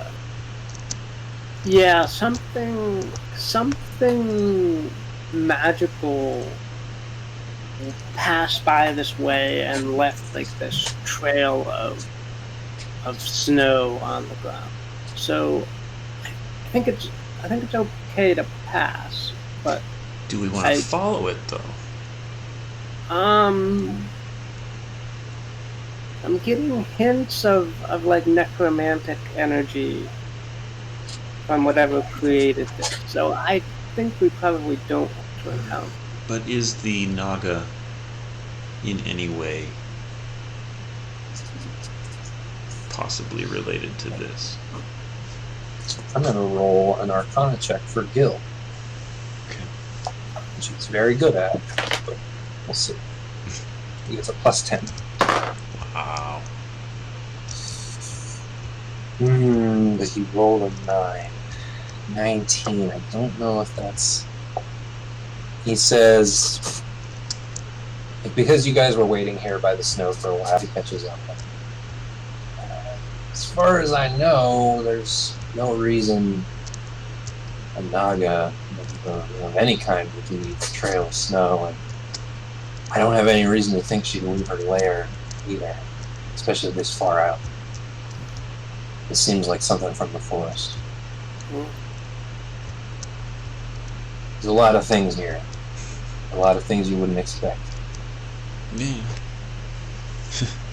I don't risk another 3-week side quest.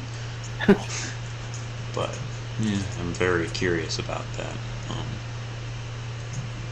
However, if I'm the only one that would gallivant off to investigate all the weird things, I say we save our strength for the upcoming swamp. All right. Continue on and make camp towards the edge of where the forest ends. Alan will stay here with you tonight, but in the morning he will leave. He says his goodbyes in advance and says that he appreciates an excuse to get out of the village, and he appreciates your discretion. Look at those perception checks. Who's taking first watch?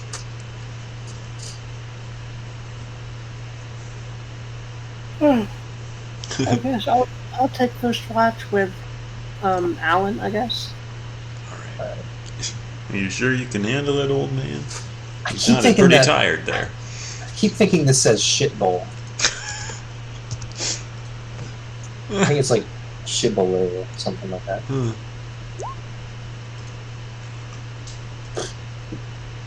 No lights? No lights. Okay. And who's with you? Alan. Alright. That's why I don't have light. I'm counting on his better. There we go. Yeah, no, he does not have disadvantage because he does have dark vision.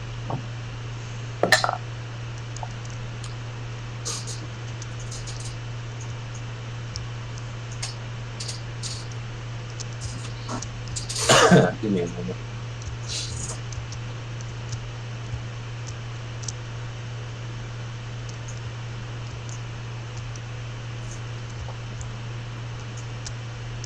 Sorry.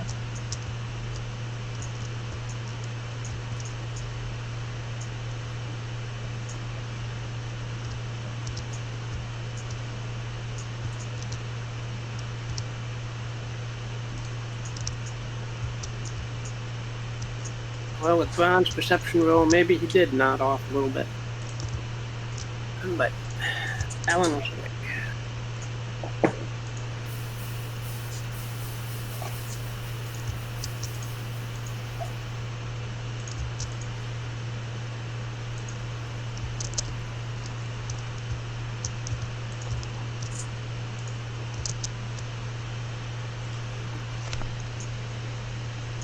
Sorry, I should have prepared some of this. While you're keeping watch, you do nod off a little bit, and at a certain point, you're kind of very gently shaken awake, just kind of nudged awake. Yeah. Shh. Alan is there. He's crouching, and he has his hand on your shoulder. He doesn't say anything. He's just looking off into the darkness. He's quiet.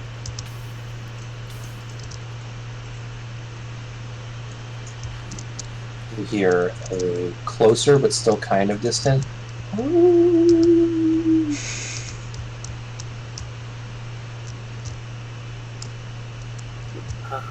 I'm gonna whisper. Is it wolves? You hear another one. It sounds like wolves.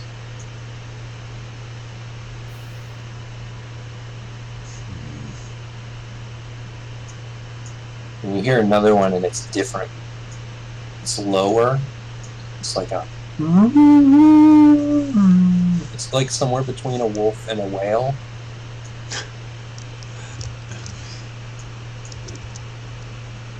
And it kind of sends a shiver down your spine. Make an Arcana check. I'm letting you make this for a specific reason.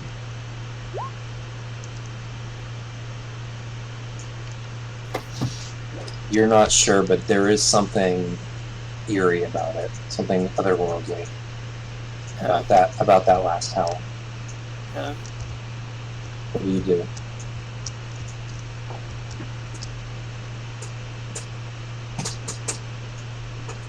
I'm gonna whisper to Alan if we should wake everyone else up, or if we should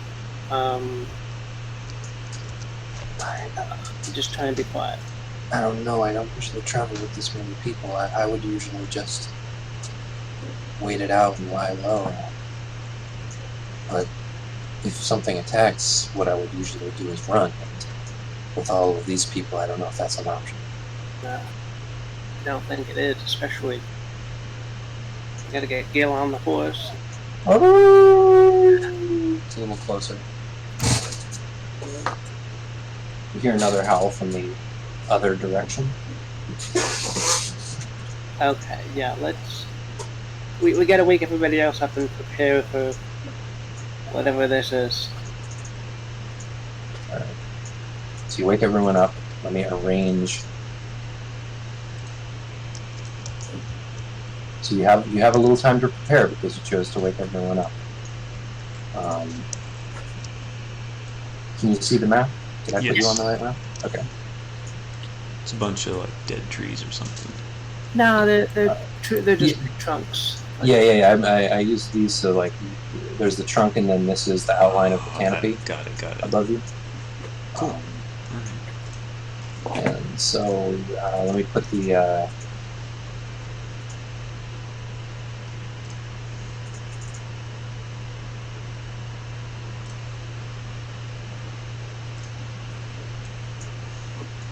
Oops.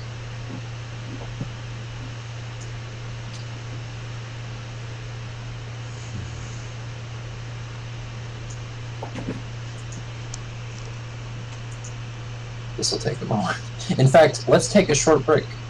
Okay. Well, maybe not a short break. Let's take like a 10-minute break. I usually want to take one like halfway through the game. If that sounds alright with you guys? Okay. It Works does. for me. Yeah, I can. Alright. Yeah, I'm gonna go. I'll be right back, and when I do come back, I'll start setting this up. Just prepare to reconvene at like 4:16, 4:17, that kind of time. All right. Alright, see you. Yep.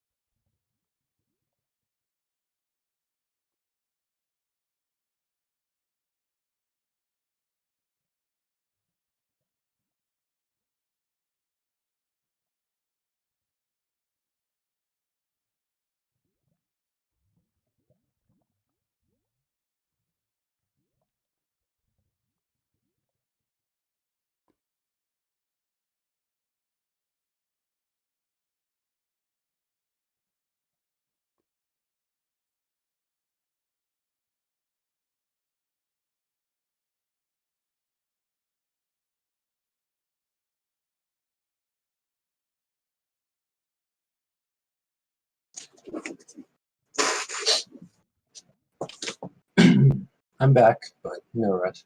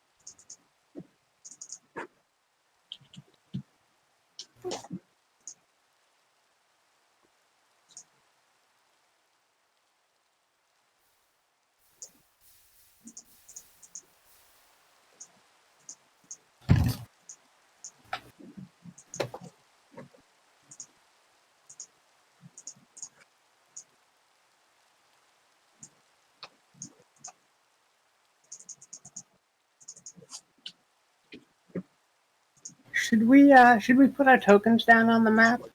Or Yes, you should. And also, I'm gonna put some tents and stuff okay. on there. Alright.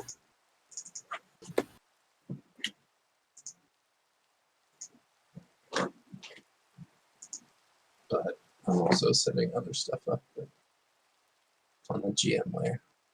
Yep. No rush.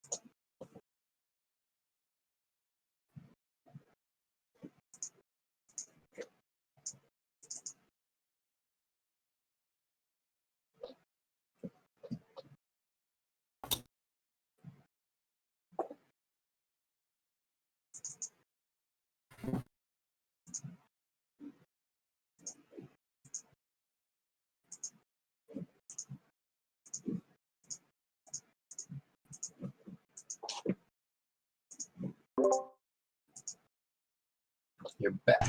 All right. Somewhat. I had to keep an eye on that cat because feeding tube and oh boy. Oh boy. That sounds. Is it feeding tube? So is it easier to feed a cat with a feeding tube than to like force feed a cat, or is this a tube you have to put in? No, it's like 100% easier. Okay. I'm marking off feed for the 2 horses. Yes, for the 2 days. The 2 days. The ground is not grassy here at all. So although that wouldn't really matter because they only get to graze at night. But Be right. Hopping up real quick. all right.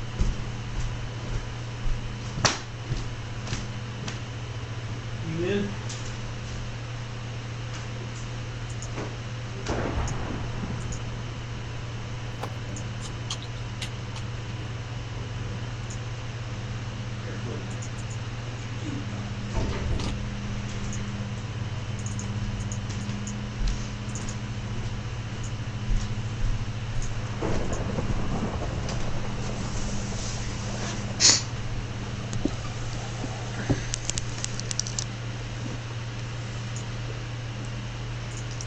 All right.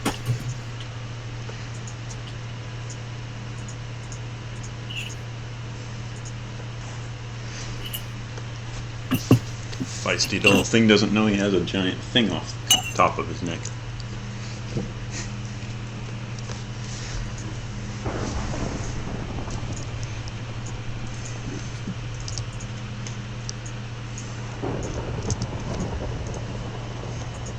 Is it raining?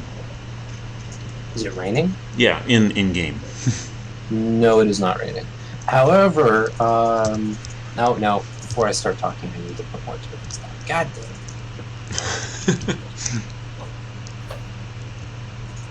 You guys didn't make a fire or anything while you were bedding down. Because I guess you didn't cook. I think we're trying to be stealthy, so I think Alan might have recommended against fire. Yeah. Possibly. If you asked him, he would recommend it. So.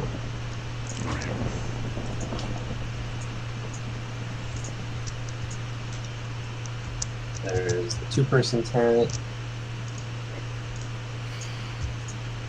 The 1-person tent. Here's your pack. All the stuff from the saddles, from the pack saddle. Where do you guys want the tents? Just show me where. In fact, I'm gonna let you guys place this stuff. There we go. Okay. No. Never mind. I'd have to do that to each one, and I'm not gonna do that. just show me where. The 1-person tent back by John here, I guess. Okay. Probably in the tent napping while the animals are standing around. Do you want the big one next to it, just like that? Yeah, sure. Okay. Let's move everything over so the entrance isn't behind a tree. Is this okay? Yeah, that worked fine. The animals could be tied up here. Mm-hmm. Alright. The barrel of water. Let's put it here.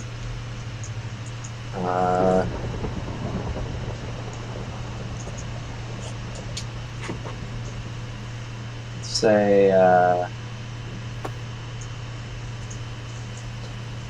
Ron and Alan. Were you guys keeping watch over here by this tree that you're at?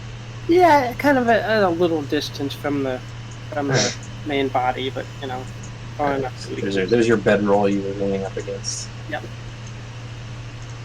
I do have a winter blanket, so I've been using that as a. Oh yeah. Okay. There's Willow. You got Willow on the board. Move to the front. Other Drag Hogger. There's a lot of people. Wow. Yeah.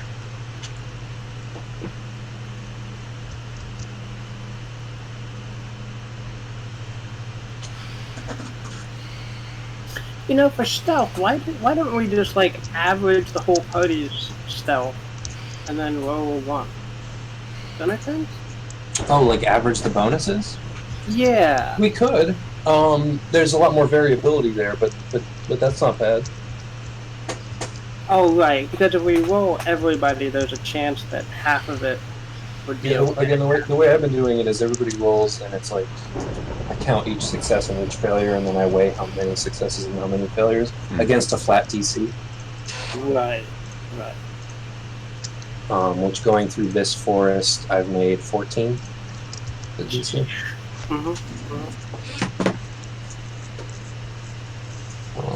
During the day, at least if you were traveling by night, it would actually be harder to stay stealthy.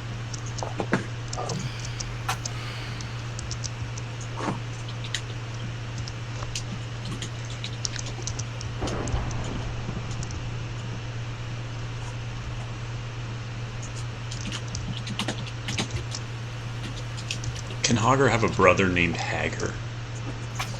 You might somewhere. If you ask Claiborne, it's like, he did, but lost in the war or whatever. I don't know. Oh, we had to. He was Thanksgiving dinner one time. Oh, Jesus. The county wouldn't let us keep both prize pigs. Yeah.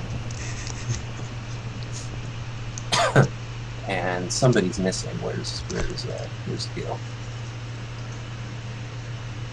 Probably beneath a tent. That's where I found Waylon. Yeah.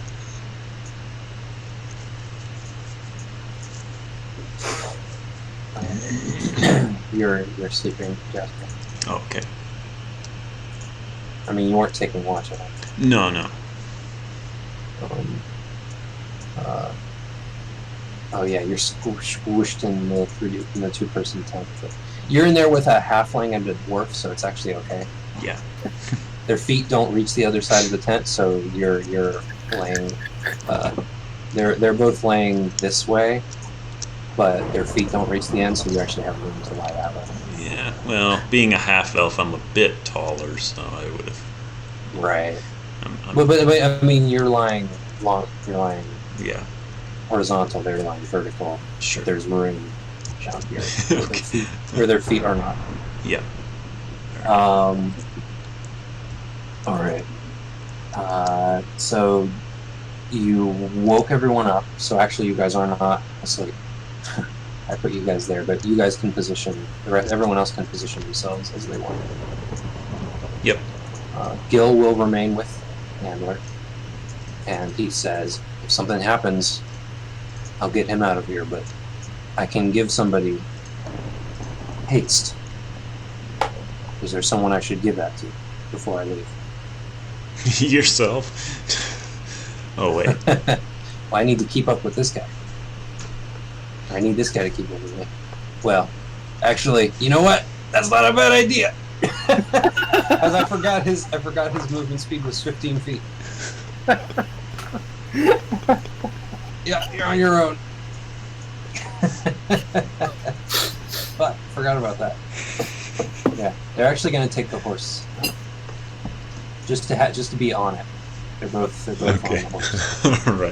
They might not take it anywhere. They won't go far. Yeah. But they're going to try and stay hidden as best they can. And they're actually going to go invisible for an hour. That'll be Gil's highest level spell, but he's probably better off doing that than teleporting. Mm-hmm. Right? Mm-hmm. If he's trying to keep Handler safe. Alright. But again, you won't go far.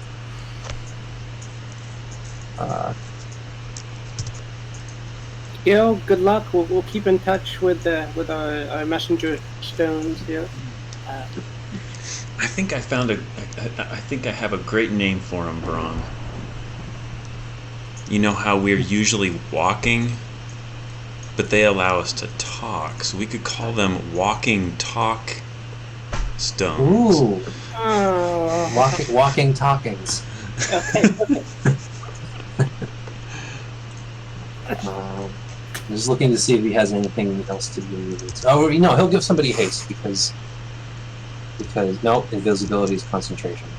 Here's what he'll do.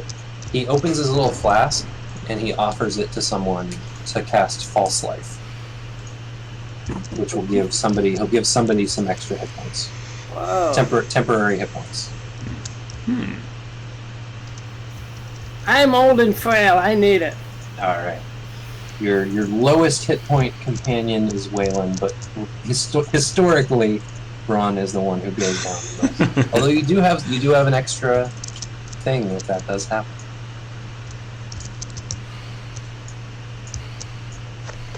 All right. So you're taking the extra hit points, Braun?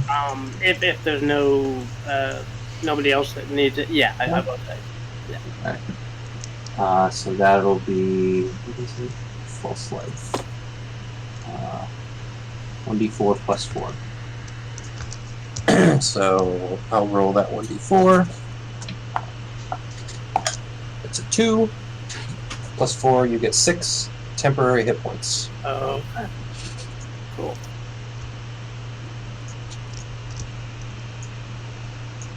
Nah, he'll cast it at a higher level. Yeah, put 5 extra on top of that. Okay.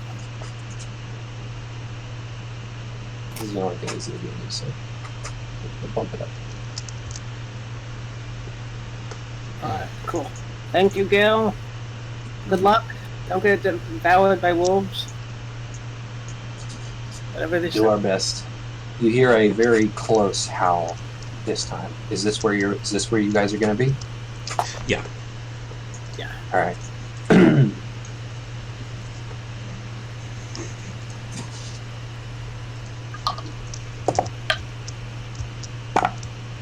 Oh yeah. So Gil, the handler, and the horse all turn invisible, and you are not sure where they are. If we listen really carefully, maybe we could hear the footprints going away. Yeah, you can. Because the horse is pretty. I mean, it's a horse, so yeah, you can hear it. If we have any time before these things get here, I want to cast Mage Armor on myself. I imagine I probably cast it during the day, but at 8 hours duration. You have enough time to do that. Okay.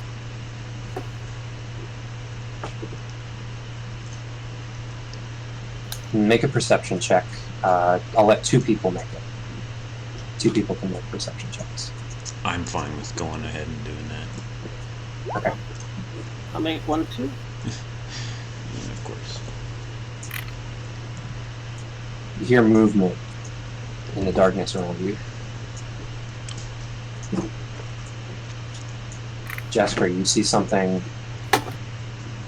over this way between the trees on the edge, with your dark vision. Mm-hmm. You can't quite see what it is. Which direction? Sorry. I should go. This direction. Okay. And then from this direction. And then from this direction. Oh, great. They're all around. And you feel the air get a little bit colder.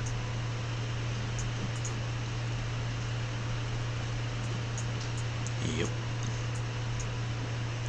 And you see 2 very large wolves come out from behind these trees. And a slightly larger wolf.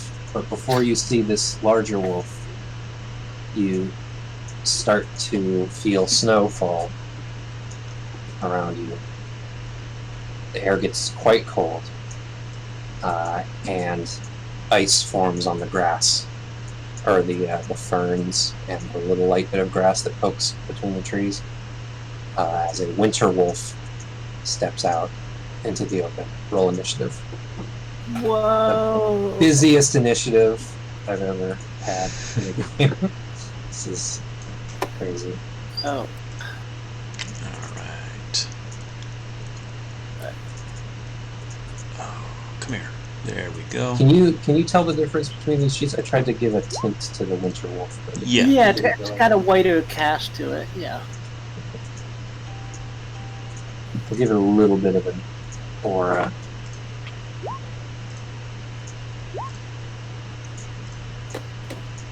Whoops. Yeah. I clicked the wrong thing. Whalen has 12. Whalen has 12. All right, I'll Yeah. let's roll again.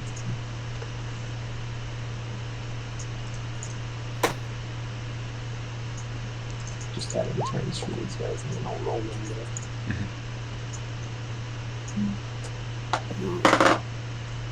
14 plus what? Plus what?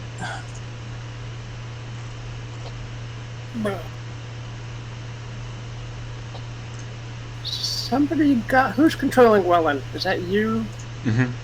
Daniel? Okay. Yeah. And I'll get Claiborne. Yeah, I'll ask Wellens again in a second. I'm not good. Wolf. 16. Wolf. 17. Here's the roll just to get her on the sheet. Yeah. Oh, I could actually change it. It looks like. Yeah. Okay. Good. Yep. Go ahead and do that. I thought I wanted to change them. Ooh, I can pop these sheets out. That's so much better. I can actually use the double screens of that. Oh my god, that's so much easier. Forgot I can pop the sheets out. Whenever I try to do that, it runs really slow. But Well, you have ancient computers anyway, so. that's. Hey. Yeah, I know, but admit it. Yep.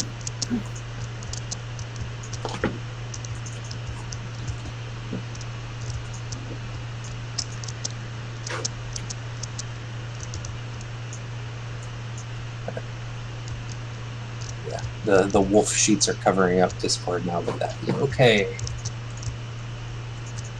Don't really need to see Discord right now. And did I add a turn for Hogger? Yeah, I'll reroll this mission. 16 plus 1, so 17. Hogger was going north. All right. Eeyore's going first. Eeyore? Yeah, okay. Yeah, sure, I'll keep Eeyore on initially.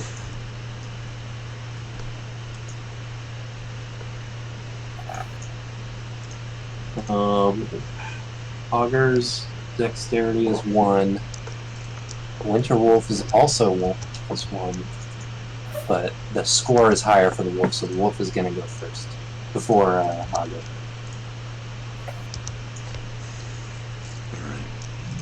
Alright. 16. You guys actually didn't hold very good initiative. Only Hogger is going before the dire wolves. Oh boy.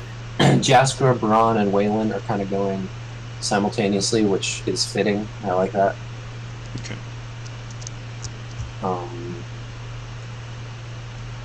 I'll let Claiborne give a command to Hogger right off the bat. Eeyore shivers and does like a sound and tries to angle over here away from the dire wolf. Roll a stealth check for Eeyore just to stay out of the ire. I got his sheet open. All. Okay. Is stealth dexterity usually? He doesn't have a skill. Yeah, it's dex. What do you roll? 11. 11. 11. Okay, that's just enough to not be the primary target of this thing. He looks non-threatening. I guess I could have done a persuasion check if I was feeling mean. I could persuade the wolf to not. With his sad eyes. No need. So the Winter Wolf goes first.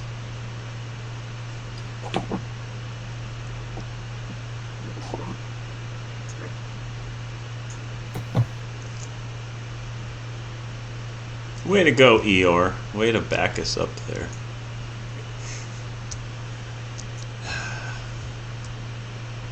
Wolf is going to.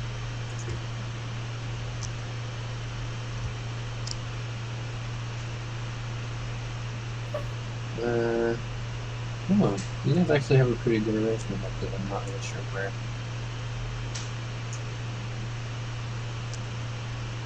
Yeah, now I can't actually get where he wants. So the wolf is going to come over here.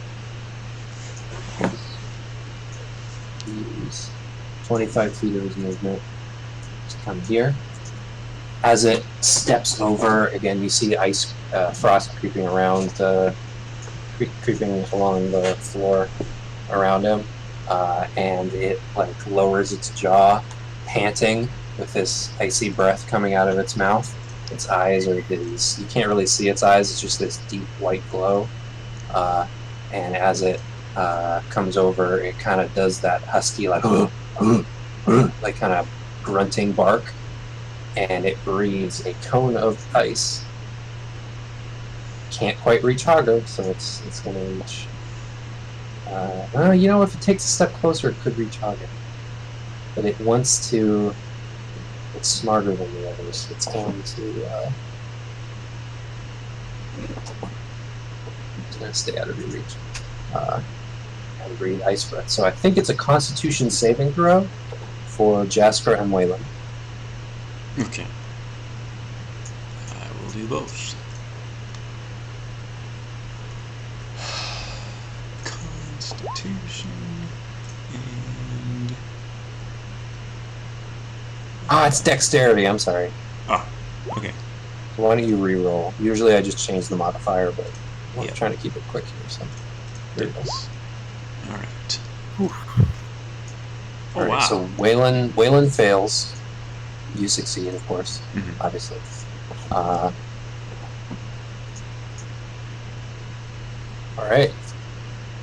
Roll these. 4.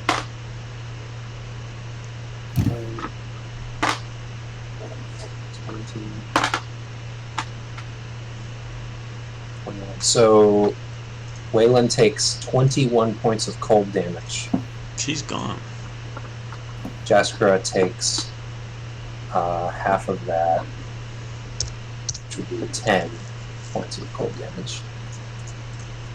Alright.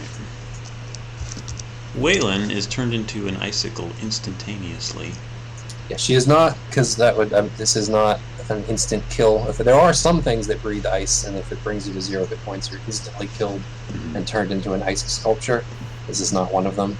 Okay. So Waylon is.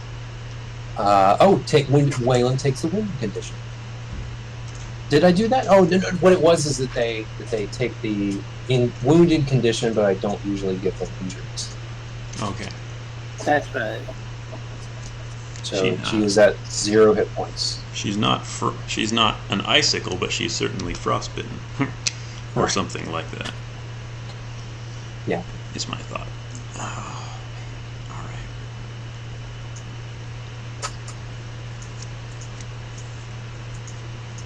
So she's prone right now.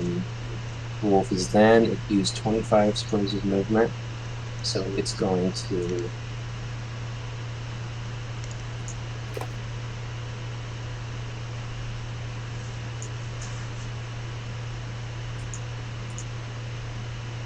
Yeah, it's going to come around this way.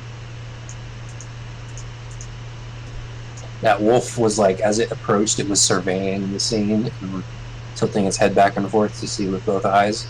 And then it breathed its breath after it leaped forward, and then it kicked back on its front feet to jump back really quick and circles around the tree. It's trying to be technical, you can tell. Hager, what does Claiborne command Hager to do?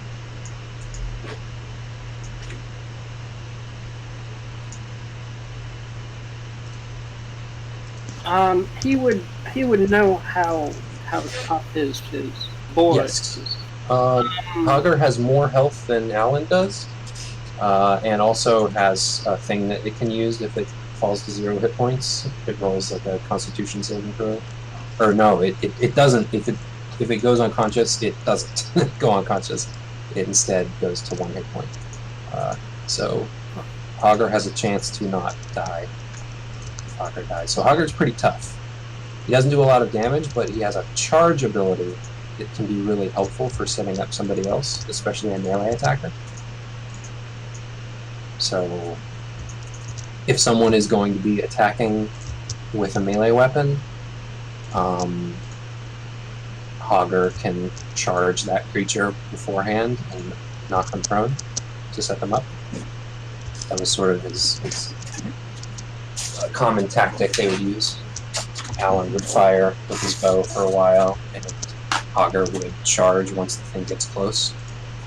And then, while he's charging, Cleveland will switch to a melee weapon. But he can also, he would also, it would make sense if you were thinking of saving them, then it would make sense for him to hold off on Hogger running in, like wait for an obvious opportunity. Yeah, I would think he would hold off on the charge until we get closer. Okay. But certainly, so you could move Hogger and have him take the dodge action. okay, sure, yeah. Okay. Because you can't really hold a charge attack because you have to use your movement on your turn. Right. But if you want to move him somewhere and take the dodge action, he has 40 feet of movement. Oh, right, I have to move him. Like here, maybe? Like. Okay. Yeah.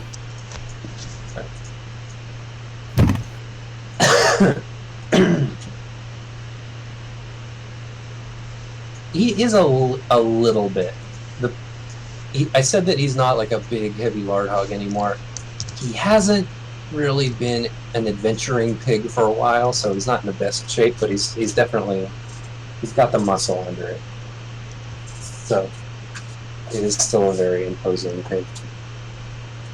Now the dire wolves.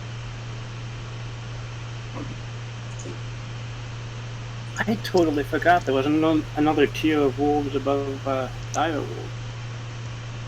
Yeah, it's different. It's like a weird one. It's not technically a beast. It's like a monstrosity, which I usually consider a magical beast. Because I'm a little bitter about them getting rid of magical beasts. I don't really get monstrosities. Mm-hmm. So that wolf is going to run up here. This one is going to circle around with its leader.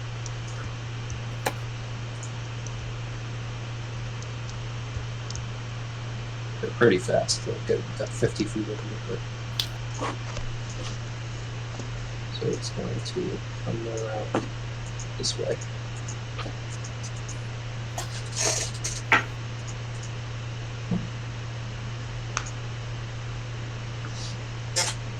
Alright, so the ooh, right, pack tactics. No, they're smarter than that. This one would come over here. I mean, they're not very smart, but this is the one thing that they're good at, is using their pack tactics ability. So they're going to make attacks against Jaskra. First one, this one gets advantage because of its ally.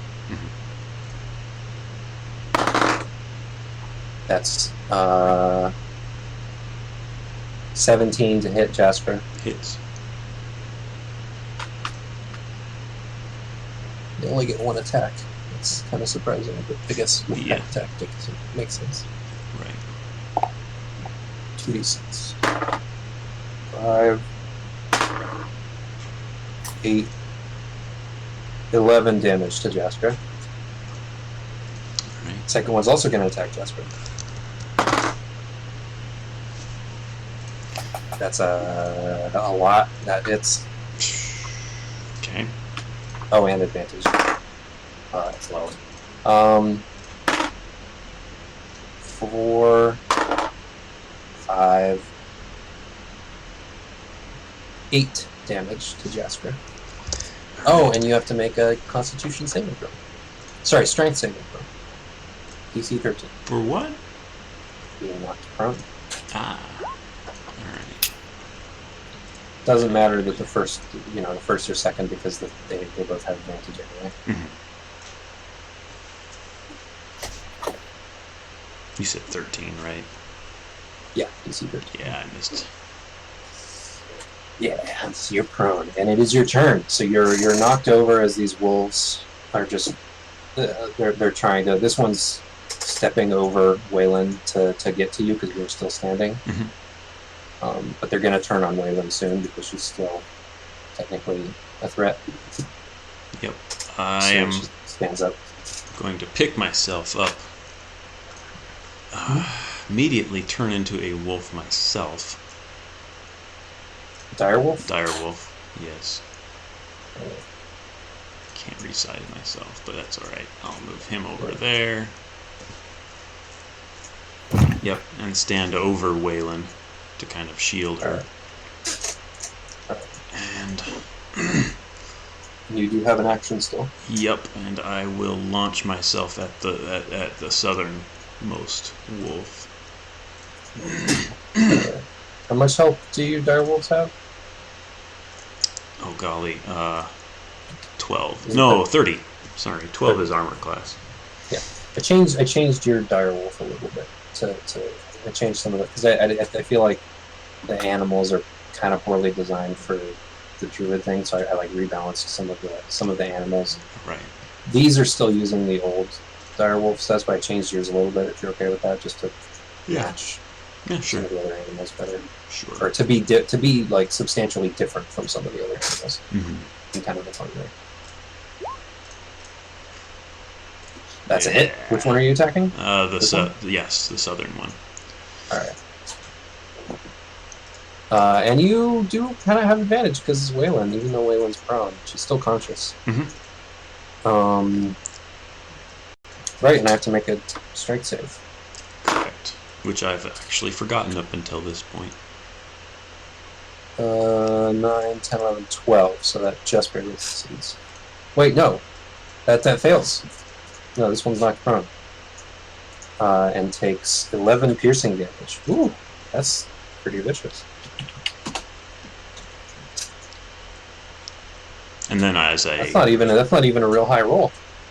As a sort of movement, I'm going to crouch down over Waylon and kind of try to warm her up with my belly.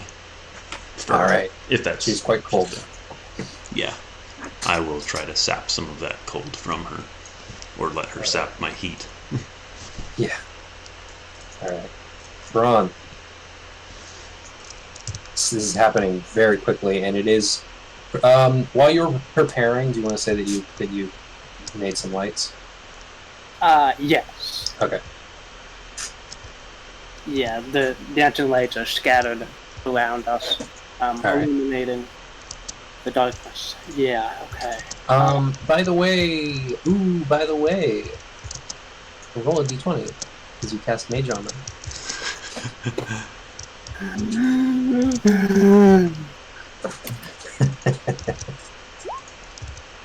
Alright. I would have said that it comes into effect now, rather than a few minutes ago. Alright, so there's a big scuffle over towards Jaskra, but I saw that wolf breath, and I don't want that to happen again. I'm gonna ask Willow to kind of peck at the head of the wolf, the ice wolf here. Yes. Is she like using the help action to help? Yeah. Okay. Do you want to help a specific person? I would say that you could help just the next ranged attack roll, but you could also specifically help yourself or Alan if you prefer to, you know. Yeah, I'm specifically gonna ask Willow to help myself. I'm going to launch my sheet. I'm going to launch a firebolt at that wolf. All right. It's clear. Yeah, that's definitely a hit.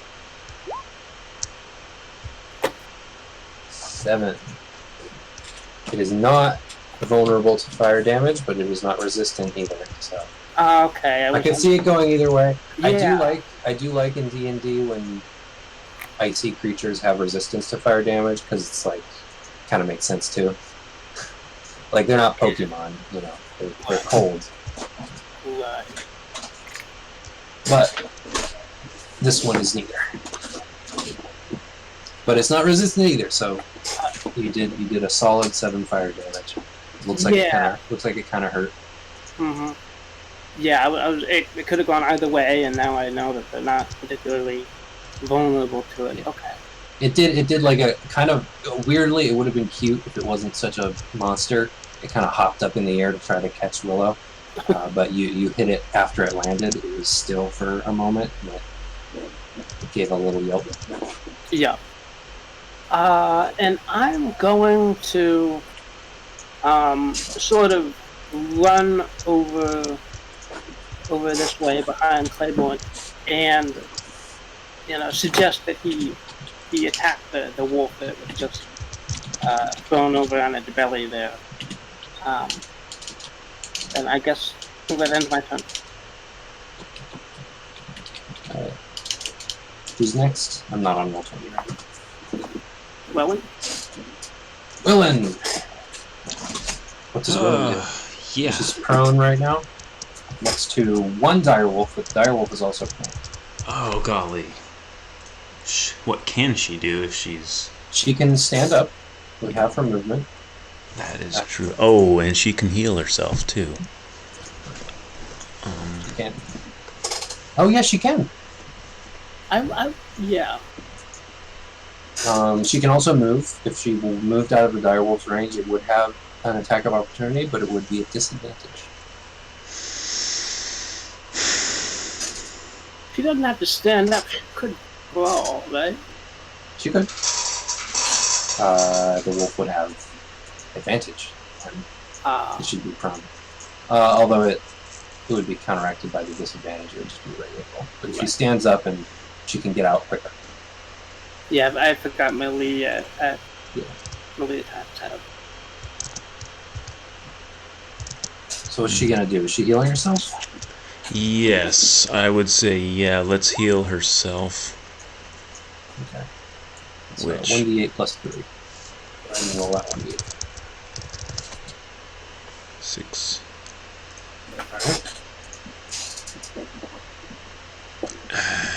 That's it, right? I mean, other than moving. Her action. Other than moving. Does she move?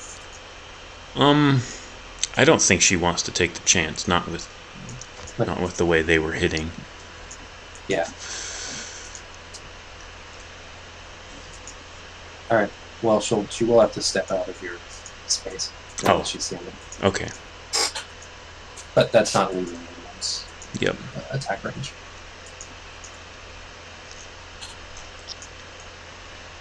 All right. Wow, this guy's good. Alan? Alan's. Oh yeah. Alan's turn.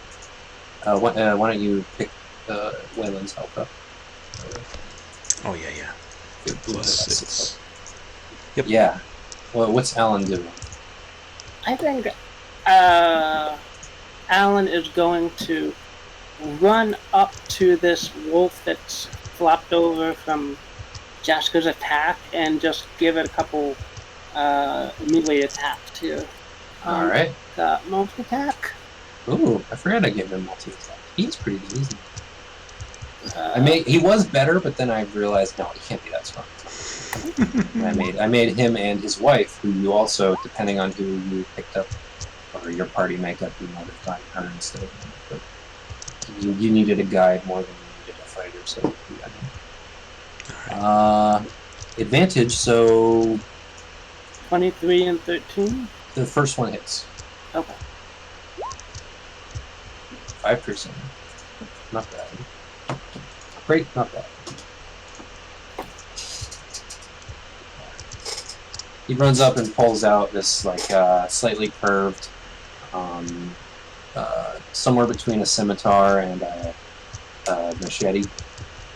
just a heavy-headed scimitar, and gives it a good lift.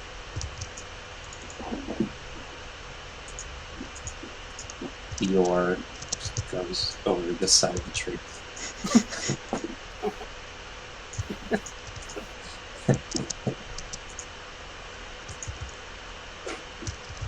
Winter Wolf. Let me roll to see if it gets its ice breath back.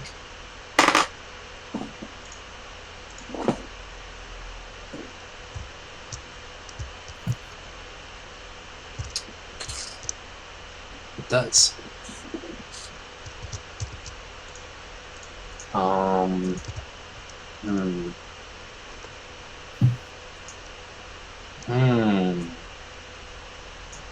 I can basically move wherever I want. Let me think about this for a second. Can I get... Oh my god. Can I get... I can just barely get it there.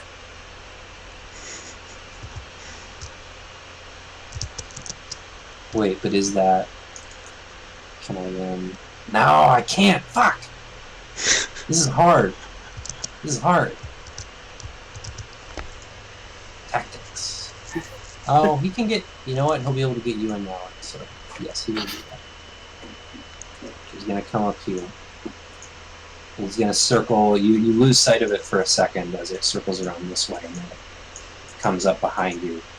You feel the cold behind you before you see it.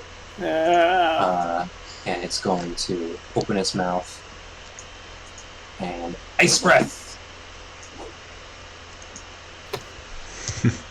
You and Alan just barely can't get Waylon.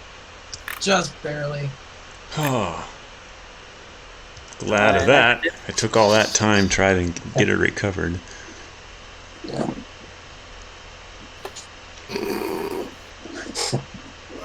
So you and Alan need to make dexterity saving throws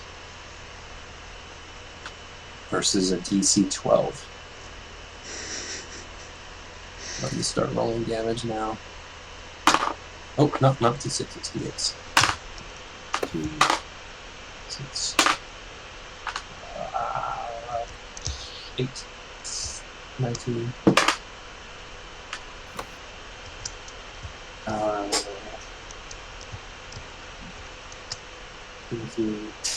Oh yeah, 23. So, Ron, you take 23 points of cold damage. Waylon doesn't need to roll. She's out of range.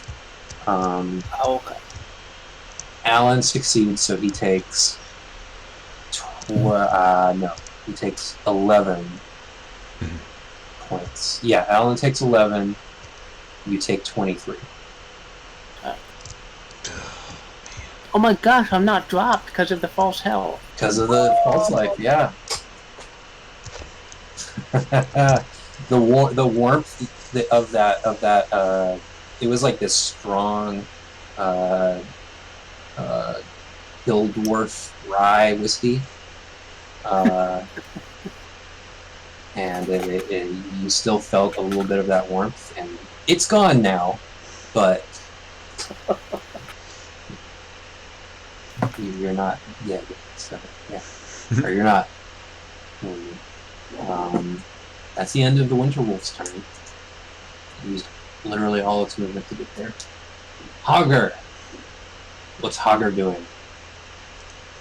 Just to be clear, his charge ability, he needs to run 20 feet and attack something, 20 feet in a straight line, and then the thing falls prone.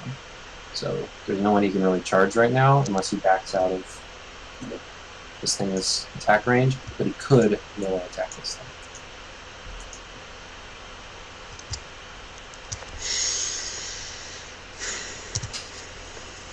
Or you could like disengage to set up a charge if you like.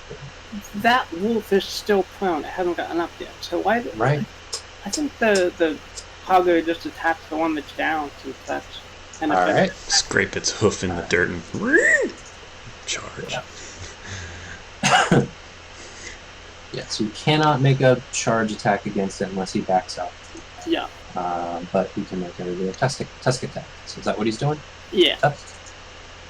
Alright, that's a 17 to hit, and it does 10 slashing damage! Whoa! Wow! Wait, that can't be right.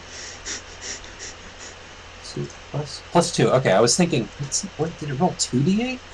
It rolled max damage. So.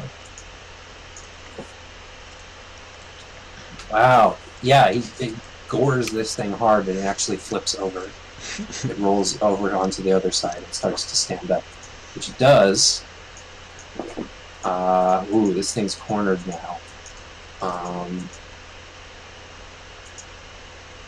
And not within range of any allies.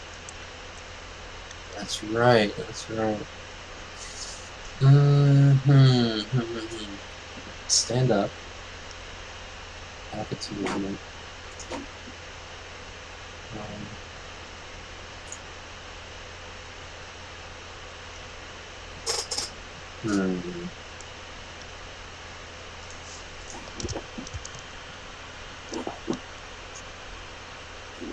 It's going to.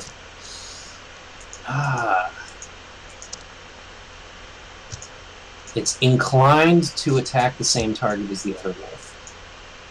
However, this is special circumstances. It's going to attack Wayland. Because that's a target. It doesn't know who's the weakest. It's not that smart. Yeah, it's going to disengage. 1, 2, 3, 4. Gets that far.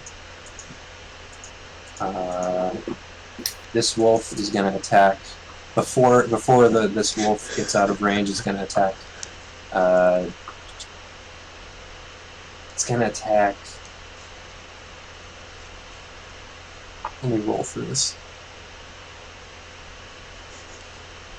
Just roll up. Yeah, it's going to attack Jester. Right. So it does have advantage because that wolf was next to it. Yeah, I rolled 2 15s. So that hits. Damage is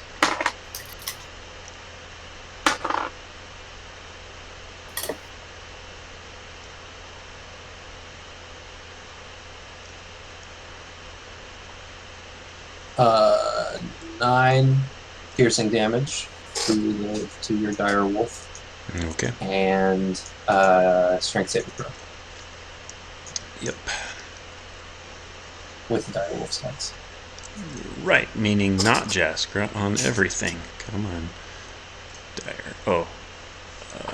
Strength save. No. God dang. Alright. Jaskra. Not for long though. I guess it doesn't. I guess it didn't really. I just tumble, just tumble over and land on my feet, and immediately launch myself at its neck. All right.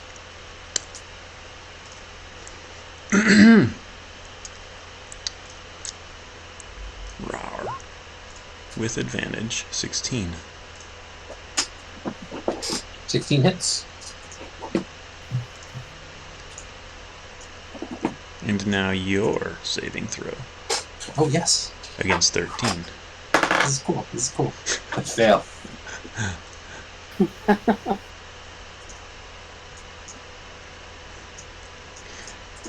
And I kind of drag it to the ground by its neck. Yeah, and I kind of growl. Translated, it means, Braun, how about you command Willow to cast pixie dust on that one? But of course, Braun probably can't understand me. Yeah, and Willow can't do that. Willow's an owl right now. It'd be super awesome, though. It'd be totally Peter Pan if suddenly the Willow wolf could have done launched. that in the Feywild. All right. But you solved it so fast you didn't have to. So. All right, if that's the end of your turn, Ron. It is.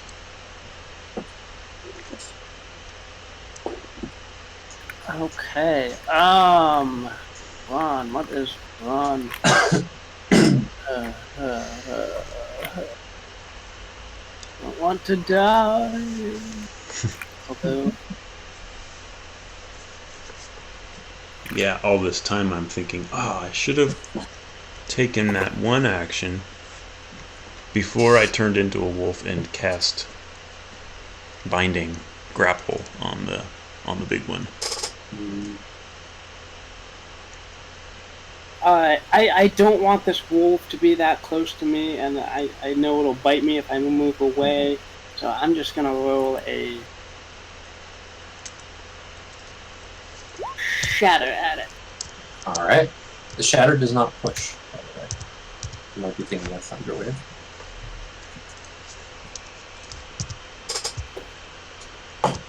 All right. This one, Winter Wolf. That. All right. Right before you cast it, you saw it like it's quite a bit taller than you, and it was looking at you and growling at you. It looks up over towards this one and makes this deep like sound, and then immediately looks right back at you as you cast Shatter. DC 14, fail. Takes 11 thunder damage. This is very loud crack. It sends the foliage around you twisting and cracking, rustling.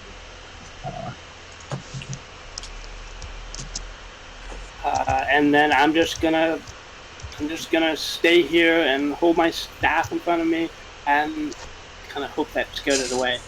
Alright. Willow.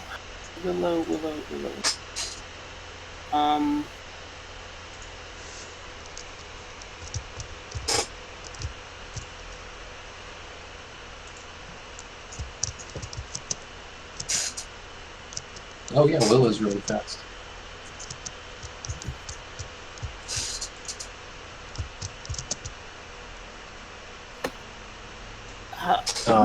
You would be able to see this one's low enough that you can see that it's pretty hurt.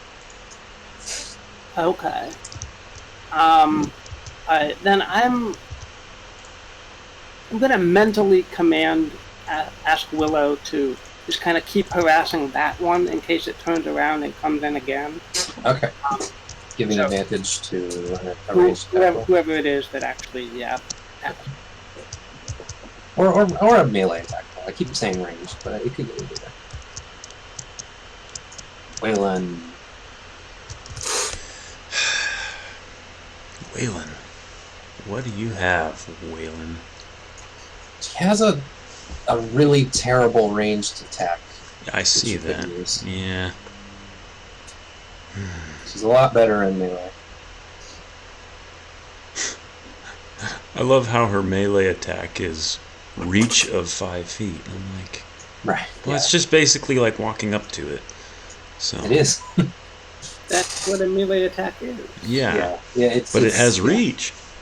Right. It has a reach of 5 feet. All melee attacks have a NPCs always name like reach of 1. Right. But yeah, it would be nice if you could just not say how much reach you have. Actually, you know what? I've never tried putting in a blank reach. Maybe it doesn't say reach at all. Anyway.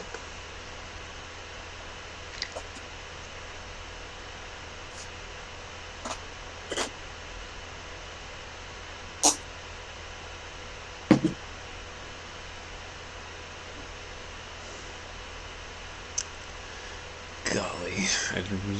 Okay. Yeah. Noting Braun right there and Jaskor right there. I'm gonna say we're gonna kind of duck around toward the prone wolf and pull out the shillelagh and attack. Yep. Advantage. Whoa!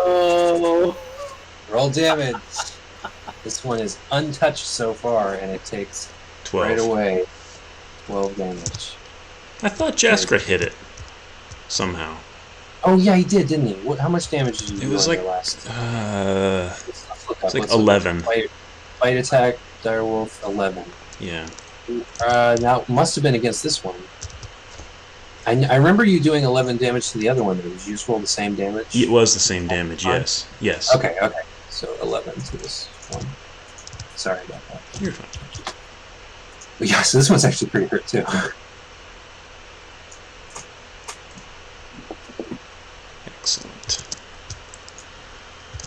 Alan.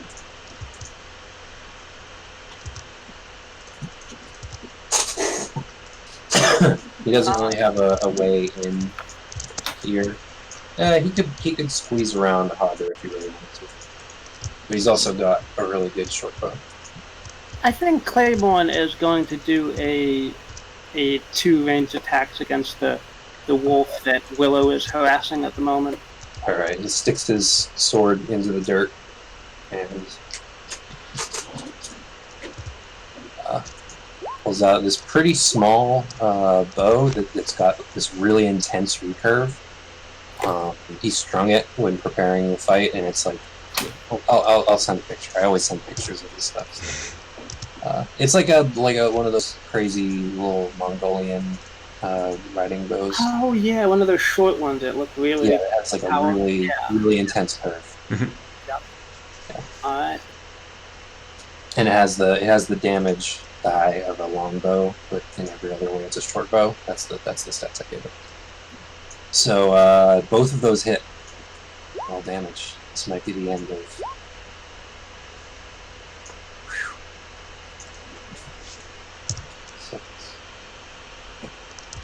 It is not dead, but it looks really rough.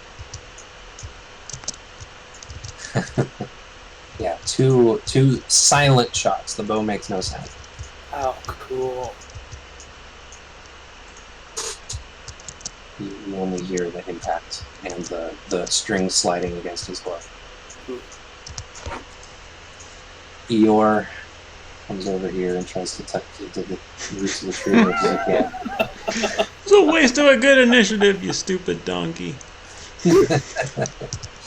Yeah, Eeyore runs over and melee attacks the dire wolf that's prone. I'm sorry. I'm joking. He genuinely probably could help if he was inclined to. I bet a hoof attack against a prone dire wolf would not be useless, but he's also tied to a tree. So. Eeyore starts eating his rope. Let me roll for ice breath. Does not get his ice breath back. I will.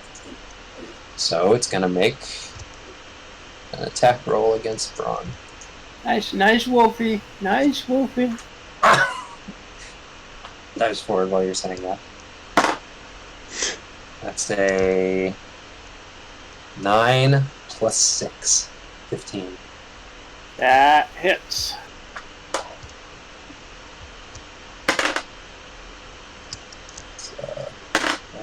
Oh wait, I cast a spell.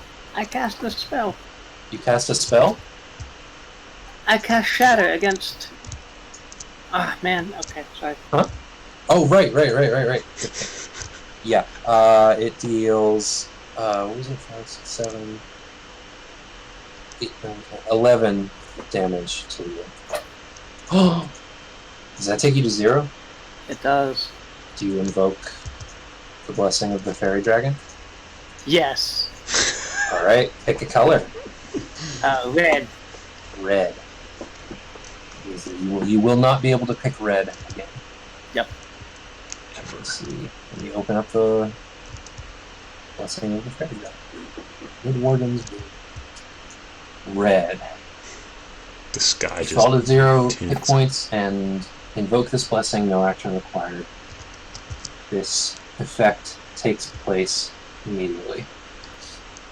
So, everyone around here, Jasper, everyone else, you see a flash of deep red light come from this direction, like a roadside flare, and it is fire. It's like fairy fire, in that it like flickers really quickly and has this unearthly shape, but it's bright red, and it completely obscures Braun for a moment.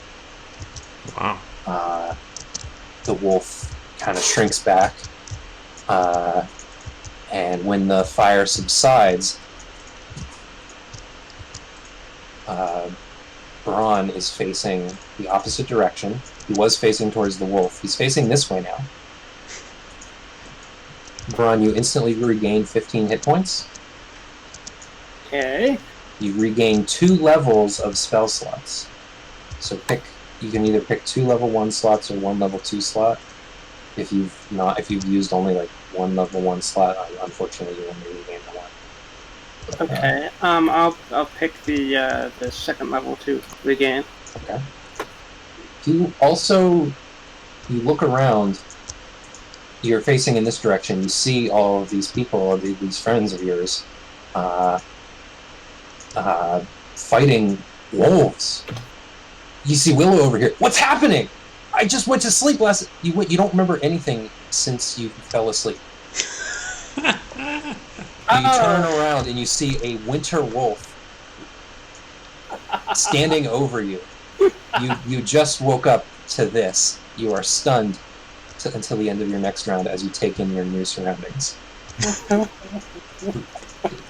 It's a new day for Braun.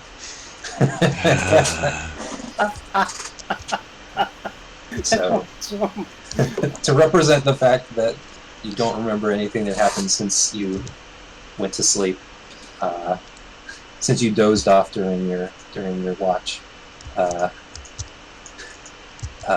you're stunned until the end of your next turn. Great. So that was all on the Winter Wolf's turn. Hogger.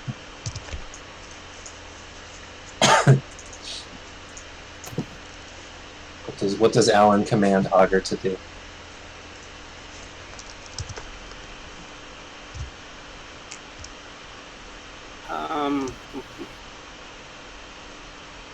Go after the weakest wolf, I guess. Let him maul it again with your tusk. The one that's prone or the one over here? This one looks real rough, but he'll have to leave this one's area to get to it. Yeah, let's go after the one to the south. All right. The North Wolf will get an opportunity attack, but at disadvantage. Ooh, that might still hit. It's 10. Just misses. Hogger has a miss of 11. Alright, so make an attack roll for Hogger. In fact, Hogger has enough movement where he could make a charge attack. He could come up here. Yeah. Back up a little bit. Yeah. And get... Yeah, he has enough movement. Alright, so roll... oh, no, I roll. Right, you don't have access to this one. So... Let's stop whispering rolls. I think I've been whispering rolls for... Never whispering rolls. There we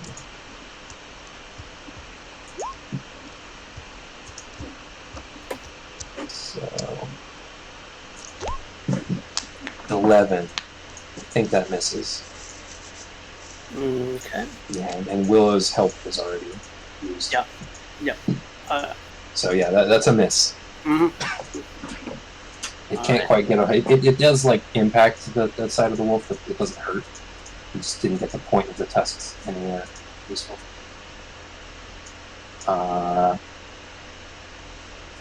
Dire wolves. What do I do about this one? Because it was given a command, but it can't really follow that command easily anymore. It's going to think for itself right now and swing around and attack Waylon. Because that still kind of is in the spirit of the command it received. It was asked to come help. It was supposed to help with you, Ron. Natural 20. I'm not going to roll that second one because it doesn't matter. 7. That already knocks Waylon unconscious. Yeah, Waylon... Well, not unconscious, but... fuck, I do actually have to add it all up because this might be... This is a lot of damage. So that was 7...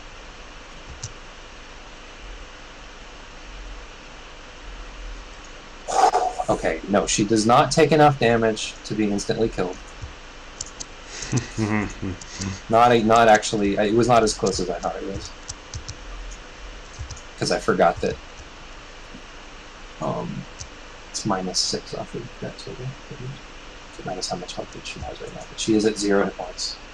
Right. I'll add that. She's prone again. I'm going to give her an injury this time because this is the second time. Yep.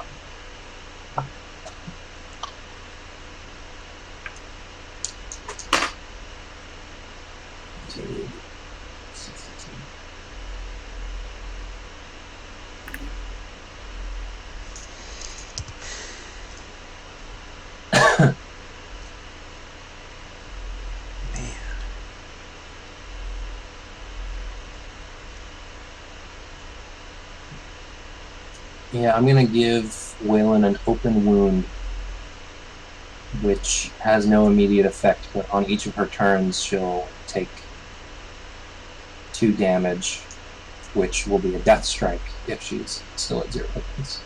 Okay.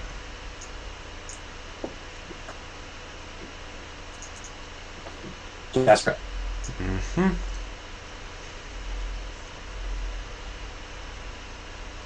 Golly. Until somebody either heals her or succeeds on a medicine check Yep. to stop the bleeding.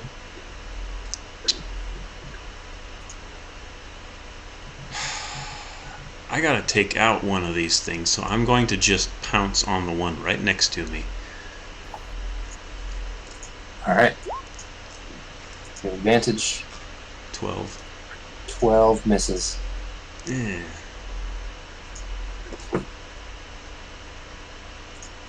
On.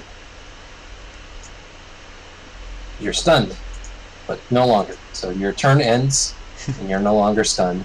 You've taken in the situation enough to know generally the stakes here. You can see that this wolf is fighting this wolf, and you gather that this is probably Jaskra. Okay. It looks a little different from the others. Yep. I was gonna say, am I sure which one's Shastra here? But You okay. recognize the campsite, which makes it a little bit easier. Yep. So you get a general sense of what's happening enough that I'll let you take control of your character again next turn. Great. Waylon takes 2 damage and suffers 1 death strike. Yep. Oh, You she can write that down somewhere. doesn't have a freaking heal anymore because she used it. Nope.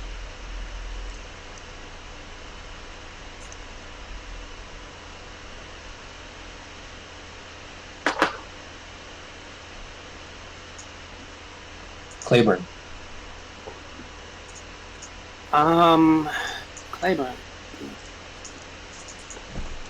Claiborne,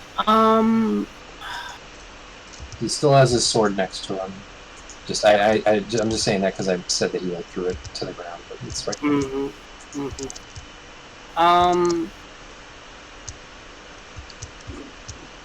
Gosh. Claiborne is going to, okay, so the wolf to the south of him just attacked Wellen, right? Yes. He's going to... It looks really rough. Yeah. Gosh. Claiborne is going to trust that his boar is eventually going to be able to take it out. Use his short bow again against the winter wolf, shooting kind of past Braun towards the winter wolf. All right. Yes. Hopefully Braun here feels a buzz by his ear, but no, nothing more. He's really good with that. Wow. Wow. Yeah. Those hit, I assume? They do. Sheesh.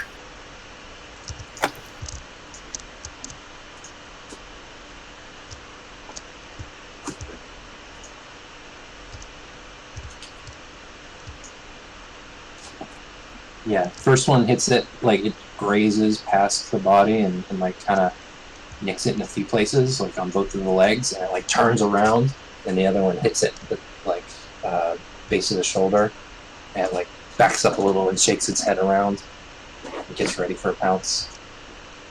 Eeyore is going to attempt to hide. Roll a stealth check for Eeyore. Now that Eeyore's found a better hiding place. I thought I had Eeyore. With advantage because he's taken several turns to prepare to hide. Yeah. You can still kind of see him on both sides of the tree.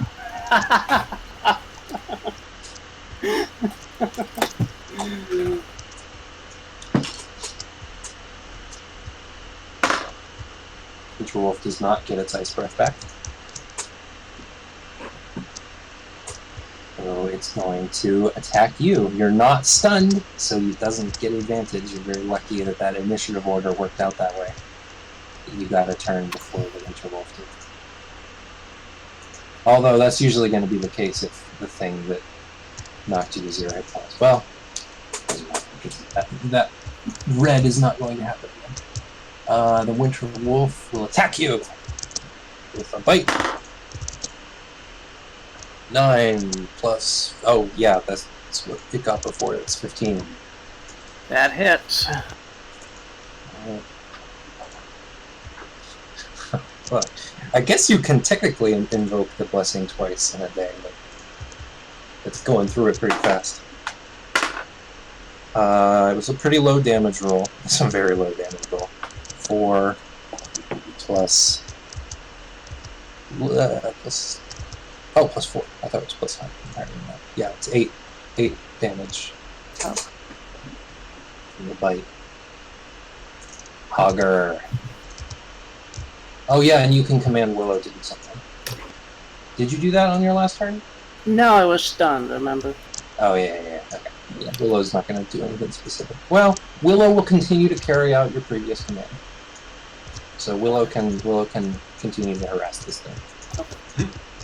If this thing was dead, Willow would not go to another target to harass. It would wait for you to specify which one, or fly towards you if you were stunned or dead or whatever. I was stunned and dead. Where were you, Willow? Okay. So yeah, Willow can harass this one and give Hogger advantage on this attack. Okay. Go, Fogger. Hogger. That's a hit, and it doesn't matter what Hogger rolls because the wolf has 1 health. This is happening so much in both parties. Things are falling to 1 hit point and staying alive for a while at 1 hit point.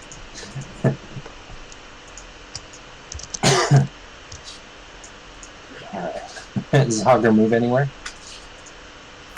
I don't think so. Just Okay. make sure it's dead. Dire Wolf. Hogger roots around the corpse. Yeah. This wolf will stand up with half its movement.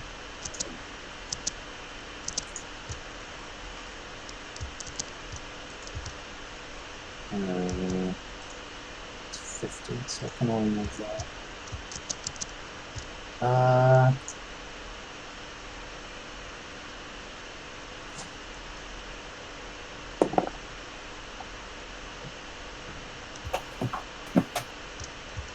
No.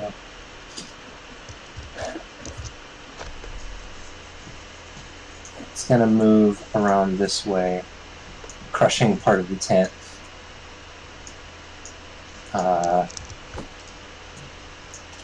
Kind of get to here, and it's making a sound towards this one, but it is still going to attack Jasper. That hits. 16 plus something.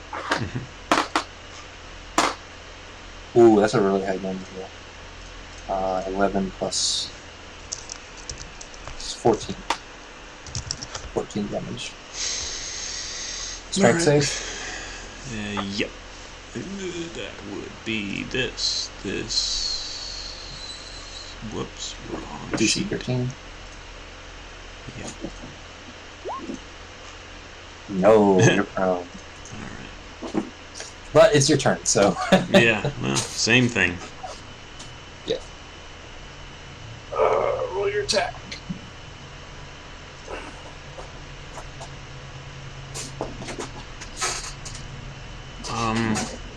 One sec.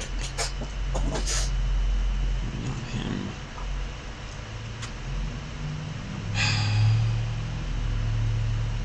Yeah, I've got to attack.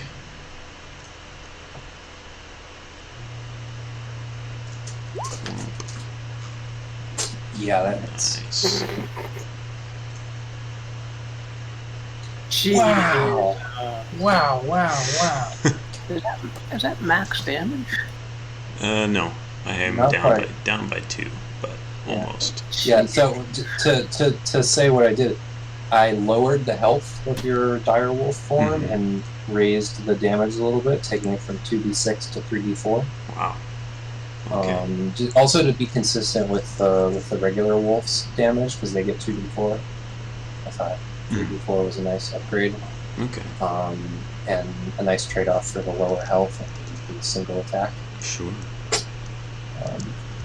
Because I wanted to give the bear, like, the wolf had as much health, if not more, than the bear did. Right. And I was like, I want the bear to be the beefcake, though. Like, the bear's the big one. Yeah, for sure.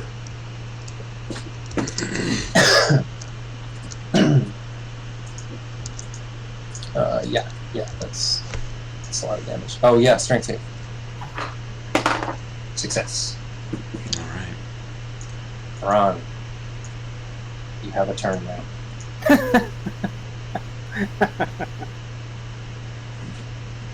One wolf's down, one looks low. Winter wolf looks pretty okay. Really? Oh, Yeah. man.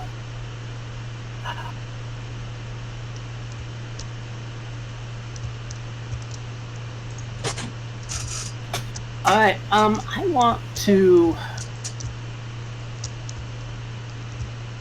take the disengage action Alright. and move in this safe little pocket right here. Alright. Willow? And I think that's it for my turn. Alright. Waylon? Does Waylon do anything? She can move and stuff, but she has an open wound. She's going to take another 2 damage and suffer another death strike. If she takes one more, she's dead. I know, and oh gollies. 1 second. Could she get a medicine kit out of, like... No, she can't. She has a medicine kit, I think. No, she has an herbalism kit position. That's not as good. I think you had the herbalism, Jasper. Yeah, she doesn't have medicine anything. kit. She only has rations and Okay. a couple other things. Alright. So somebody has a medicine kit. I'm pretty sure you guys bought them. 1 minute. Yeah. Nope. I'm looking on Brand's sheet, sorry. That's I know when we got back into town, somebody did buy a healer's kit. Yeah, that's what it is, a healer's kit, not a medicine I kit. think it was Jasper. well, I bought potions of healing, Well, that works too. but You also, I am But a you're wolf. a wolf right now. Yeah. You are a wolf. yeah. Maybe since Jaskra, no, she's not going to do that. If Jaskra's belongings meld into his wolf form with him, she can just stab him and drink his blood like a vampire. No. No. It doesn't work that way. She would know if Braun has any healing potions, though. Does Braun I carry have healing one potions? left. Alright, well, she can stand up. She at least. will, or She'll stand up, she'll and start everyone stumbling can see. toward. Yeah, everyone can see she looks really, really bad. She needs a healing potion or Like, something Her right now. her pallor is very yeah. Here, I'll hand her the healing potion. She'll Alright, you can do that on your turn, and she can drink it on her turn. All She'll right. hold her hold the action or drink whatever, action. Yeah, Yep. Alan.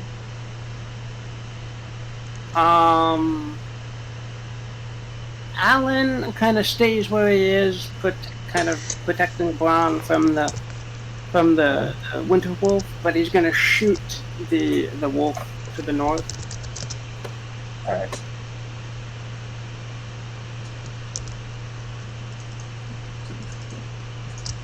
I can get his sheet open.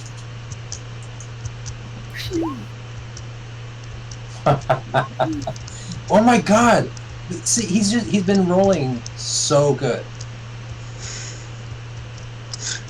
This has been 18s and 19s, 17s. Yeah, those both hit for sure. This is against the Winter Wolf. No, the other wolf. Well, the first one kills this wolf. Okay. So he could aim the other one at the Winter Wolf. He does that. So that 7 kills the Winter Wolf. It also had 1 health. Oh wow. Oh. Yeah. It was that low. Yeah. And this one takes 5%.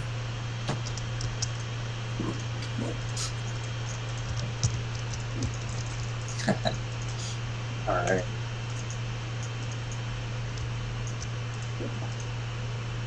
Going back around to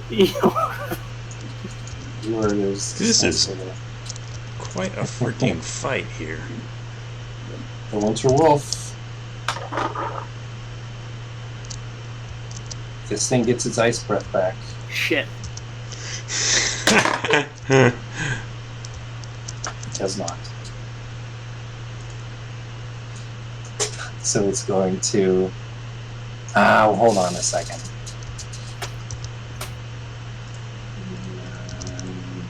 You guys are all together. Waylon is very hurt, but Waylon is also huddled behind the others, so it's kind of seeing a pretty strong front right now. So, in its field of view, there are 2 dead dire wolves and 4 standing, like, threatening creatures.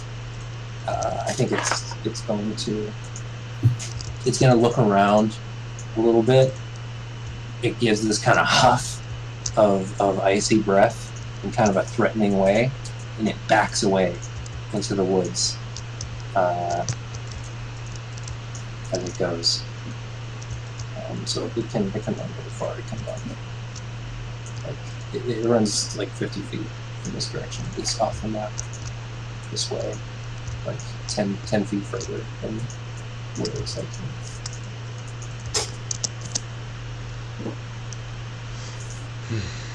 On Braun's turn, do you hand Waylon that healing potion? I guess, yeah. Okay.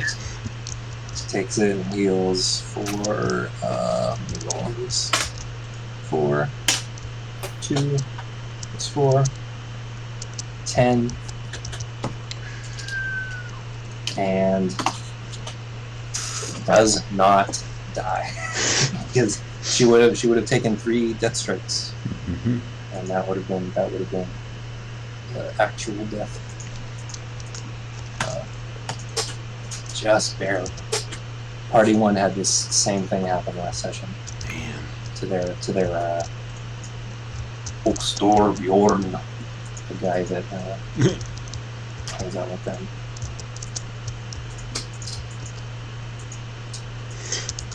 All right, you guys survived. You have two dire wolf bodies that are in your camp now. You can sleep in a little bit and get a full night's rest, but you'll have to retake your watches and sleep in for a few hours in the morning. But you can get a full rest. You will not be attacked again tonight. I would be okay with full resting. Yeah. Jeez. Good job. That was a really dangerous fight. The wizard will return after a little bit with the handler.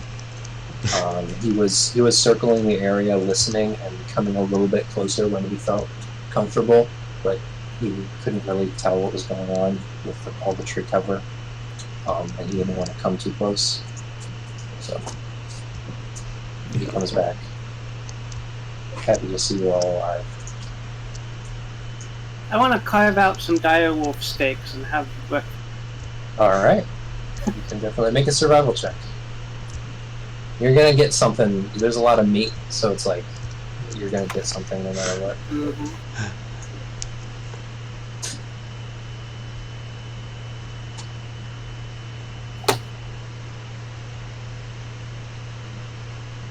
There's snow all over this place, by the way. There's snow on the tents. There's snow on the trees. It's quite cold, but it's quickly getting warmer now that the wolf is away.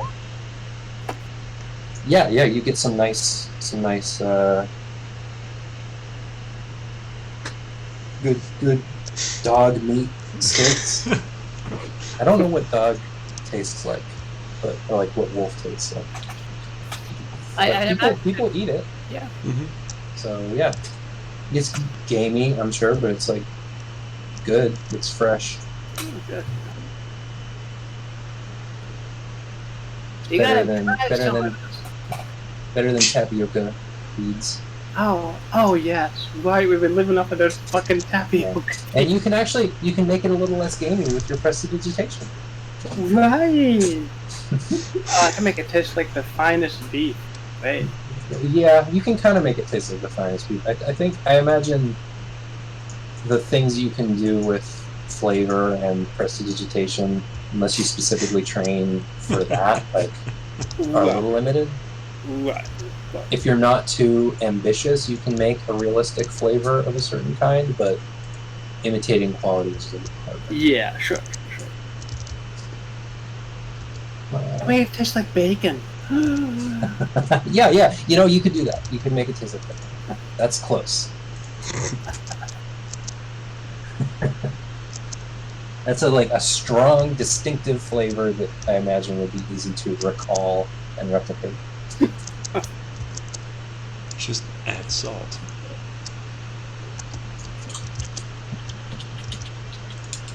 What does wolf meat taste like? I give some to Willow too, in case as a familiar. Yeah. She'll go to. Why don't you roll a survival check for Whalen, because she's gonna try to harvest some of this fur and hang it off the back of the pack mule. Survival check for Waylon. Ah. 4. Oh, sorry. No, you're fine. You're fine. You're fine. That's fine. I just had her tab open, so. Yeah.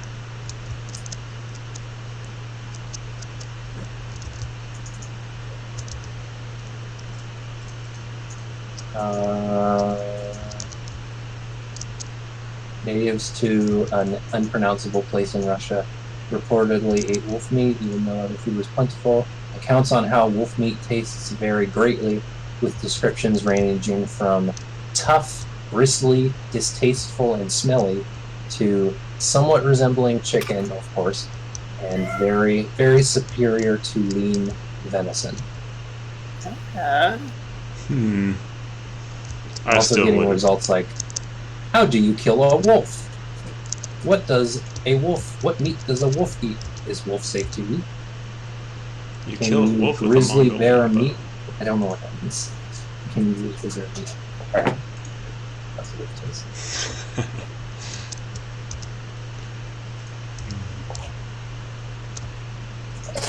Plus, this is a huge dire wolf. I don't know how the size of an animal impacts the taste. Yeah. Alright. In the morning, we get up. Alan was going to leave early morning, maybe before you guys woke up, but now he sticks around and says his goodbyes again, and we'll leave with Hydra back to the village. You and your boy really saved us there. Thank you for standing by us. Attack. It's the least we can do. Gil's done a lot for me and my family. He even whipped up a disguise for Hugger here, which is helpful. Easier to blend in with a pig than a boar. Mm-hmm. See that. Take care. He'll go. Yep. Party's a little leaner now. Gil, in the future, Gil could, because he sees how tough a fight this was. He's feeling a little bad for abandoning you. He could just turn handler and the horse into zero and stick around.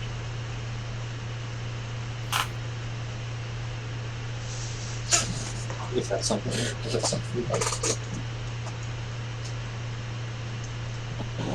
And he will be accompanying you into the lair. Mm-hmm. All right.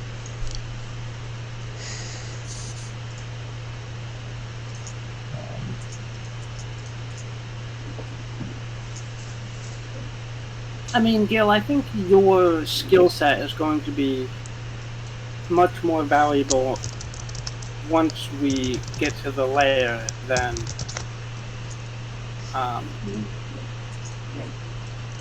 in these sort of skirmishes. Alright. If you die, against a skirmish and we don't have you for the actual lair, that would be horrible. Alright, I'll do what you think is best. I've been out of the game for a while, so...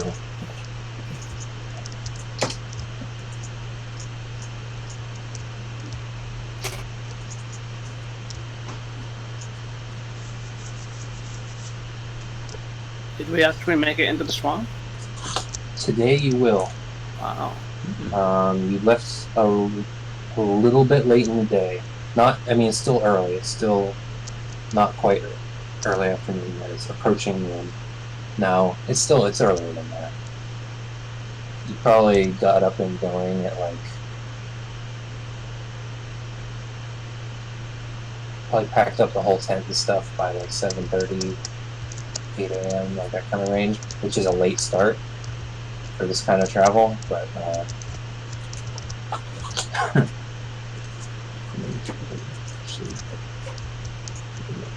can I close the document?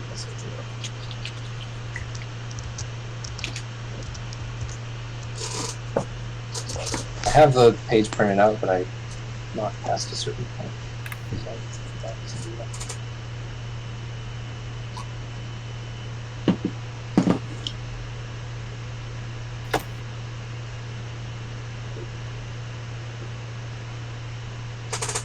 Yeah, traveling through the thickest parts of the dim forest. It was like a permanent twilight, kind of. I kind of forgot to describe the dim forest, but moss was dangling from all the limbs.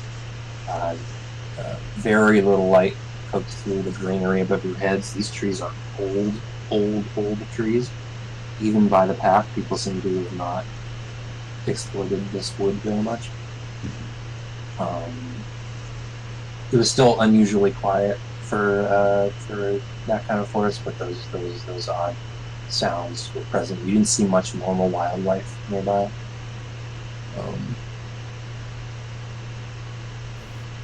But at a certain point today, pretty early in the day, you find a trail darting sharply off the track,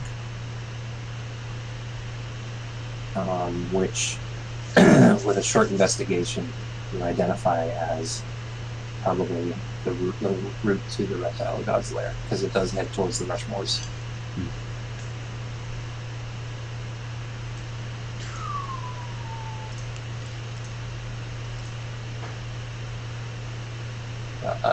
Feeling rested enough that we could handle this? You are fully rested, so you have all your health back, and you regain half of your hit dice if you haven't spent any, which I don't think you had. Oh yeah, you have all your hit dice because of all this travel. Since we haven't really had a short rest. Yeah.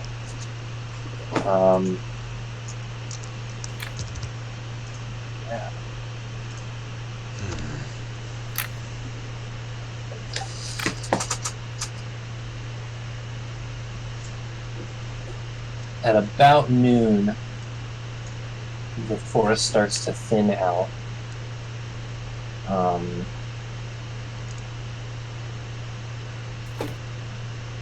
The trail reaches the edge of a broad and fetid marsh. Thick rushes interspersed with patches of scummy water, stretch as far as the eye can see. I was going to say stench as far as the eye can see. That doesn't make any sense. It's so stenchy, it's visible. Yeah. There's an odd yellowish kind of fume over the water. This place stinks, sticky. Further advance through the Rushmores when we're wading through 1 or 2 feet of water. There is a path, though. You can clearly see a path where a lot of the trees and thicker mud has been pushed aside, crushed. There's a clear path through the Rushmores. It was harder to stay on the path in the dim forest, but here it's going to be quite easy. You do not need a guide through the Rushmores. Right. You do need to make your stealth checks. Alright. So, who's making stealth? It'll be the animal handling check for the handler, stealth checks for you two, in the way then. Not for Brum, because he's riding. I mean, not for Gil, because he's riding.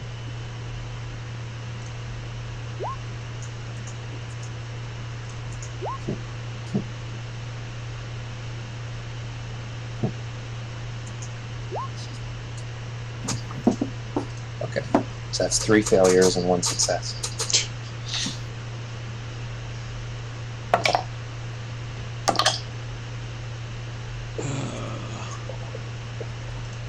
Splash, splash, splash. And wait a second. What? Waylon's a river priest. And there's a river priest. I don't know. Speak to the river. I don't know what she's not sure if she could speak to the swamp. It's a tough call because it's connected to the river, but it's not the river. Right. So she's not actually sure if it will work or not. She'd have to try. Well, shoot, why not? Is there an easier way in? She'll sit down at the bank or sit down on the harder mud, the stiffer, less resilient mud, or more resilient mud. Yeah. Try to swirl her shillelagh in the muck. Make a wisdom check for Waylon to try and connect to the Great Horn River, which does distant. Man, yeah, no, she finds it. What would she like to ask? Just ask one question.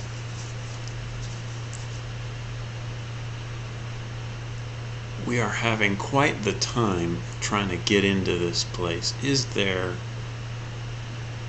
in all practical sense of the, in every practical sense, a more hidden way, some sort of hidden way to travel, or just to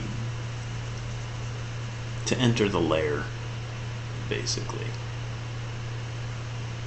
Okay. All snakes have 2 entrances to their den, as I would expect. Yeah. Let me look.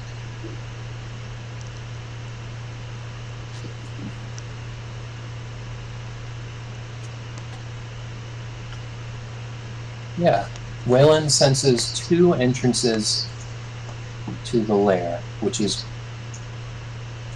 a full day's travel ahead, and you got a late start, so you might get there. You might have to sleep in the swamp, or push past like midnight to get there.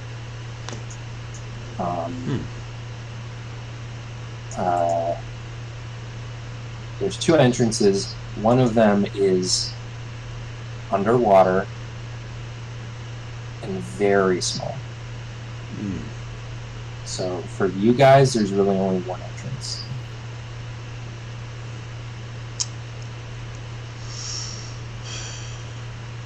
All right. But she knows more or less where it is, and it's where this path is leading. Okay.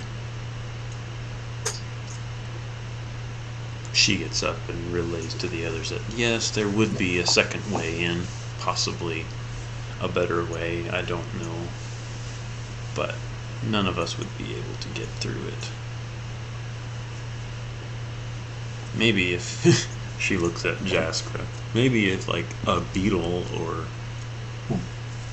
a fish were to try it, but no, it's none of us.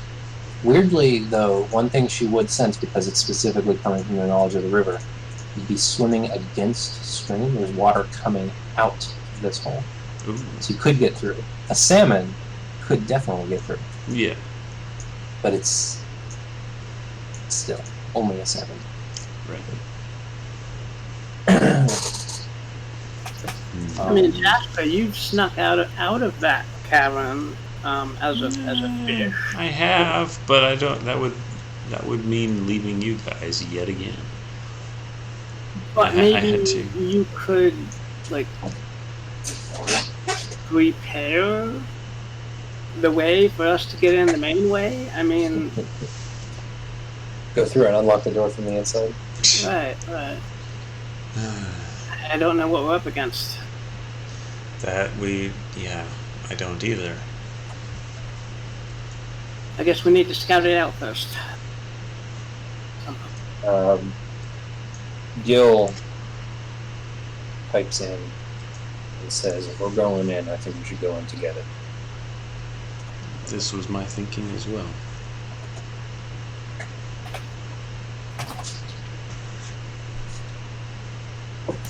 So, as you're traveling and you take a break here for Wayland to sit down and commune, there will be a random encounter. And I think we'll find out what that encounter is next week. All right. I'll prepare it for this week, and we'll jump right in to the encounter next time. All right then. You're very close to the lair of the reptile god. You guys have done great. Man.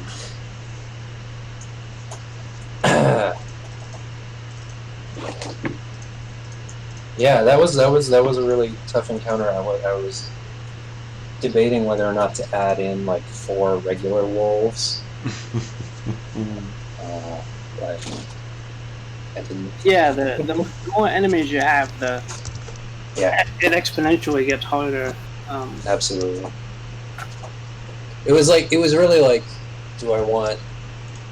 Because I could see that 2 dire wolves and 4 regular wolves was going to be too much.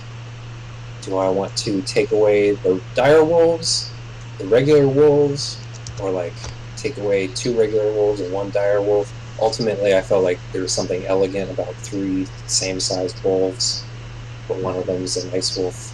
Mm-hmm. So I just made it a small pack of large wolves. That made sense. Yeesh. Yeah. Because before I make it perfectly balanced, I make it make sense. Like sometimes you're going to get an encounter that's stronger than is balanced for you guys, and sometimes it'll be a little bit hurt. But I want it to make sense. It's ensemble. All right. Yeah. Let me close all these wolf sheets. All right. See you guys at some point. Maybe I'll try to run party 1 midweek again. All right. You guys next weekend. Either way, again, next week I might be out, but I'll keep an eye on my schedule. Let you know. Yeah. Let us know. Maybe I'll run you guys midweek. Who knows? Yeah. We'll talk about it later. Okay. Goodbye. Take See ya. care.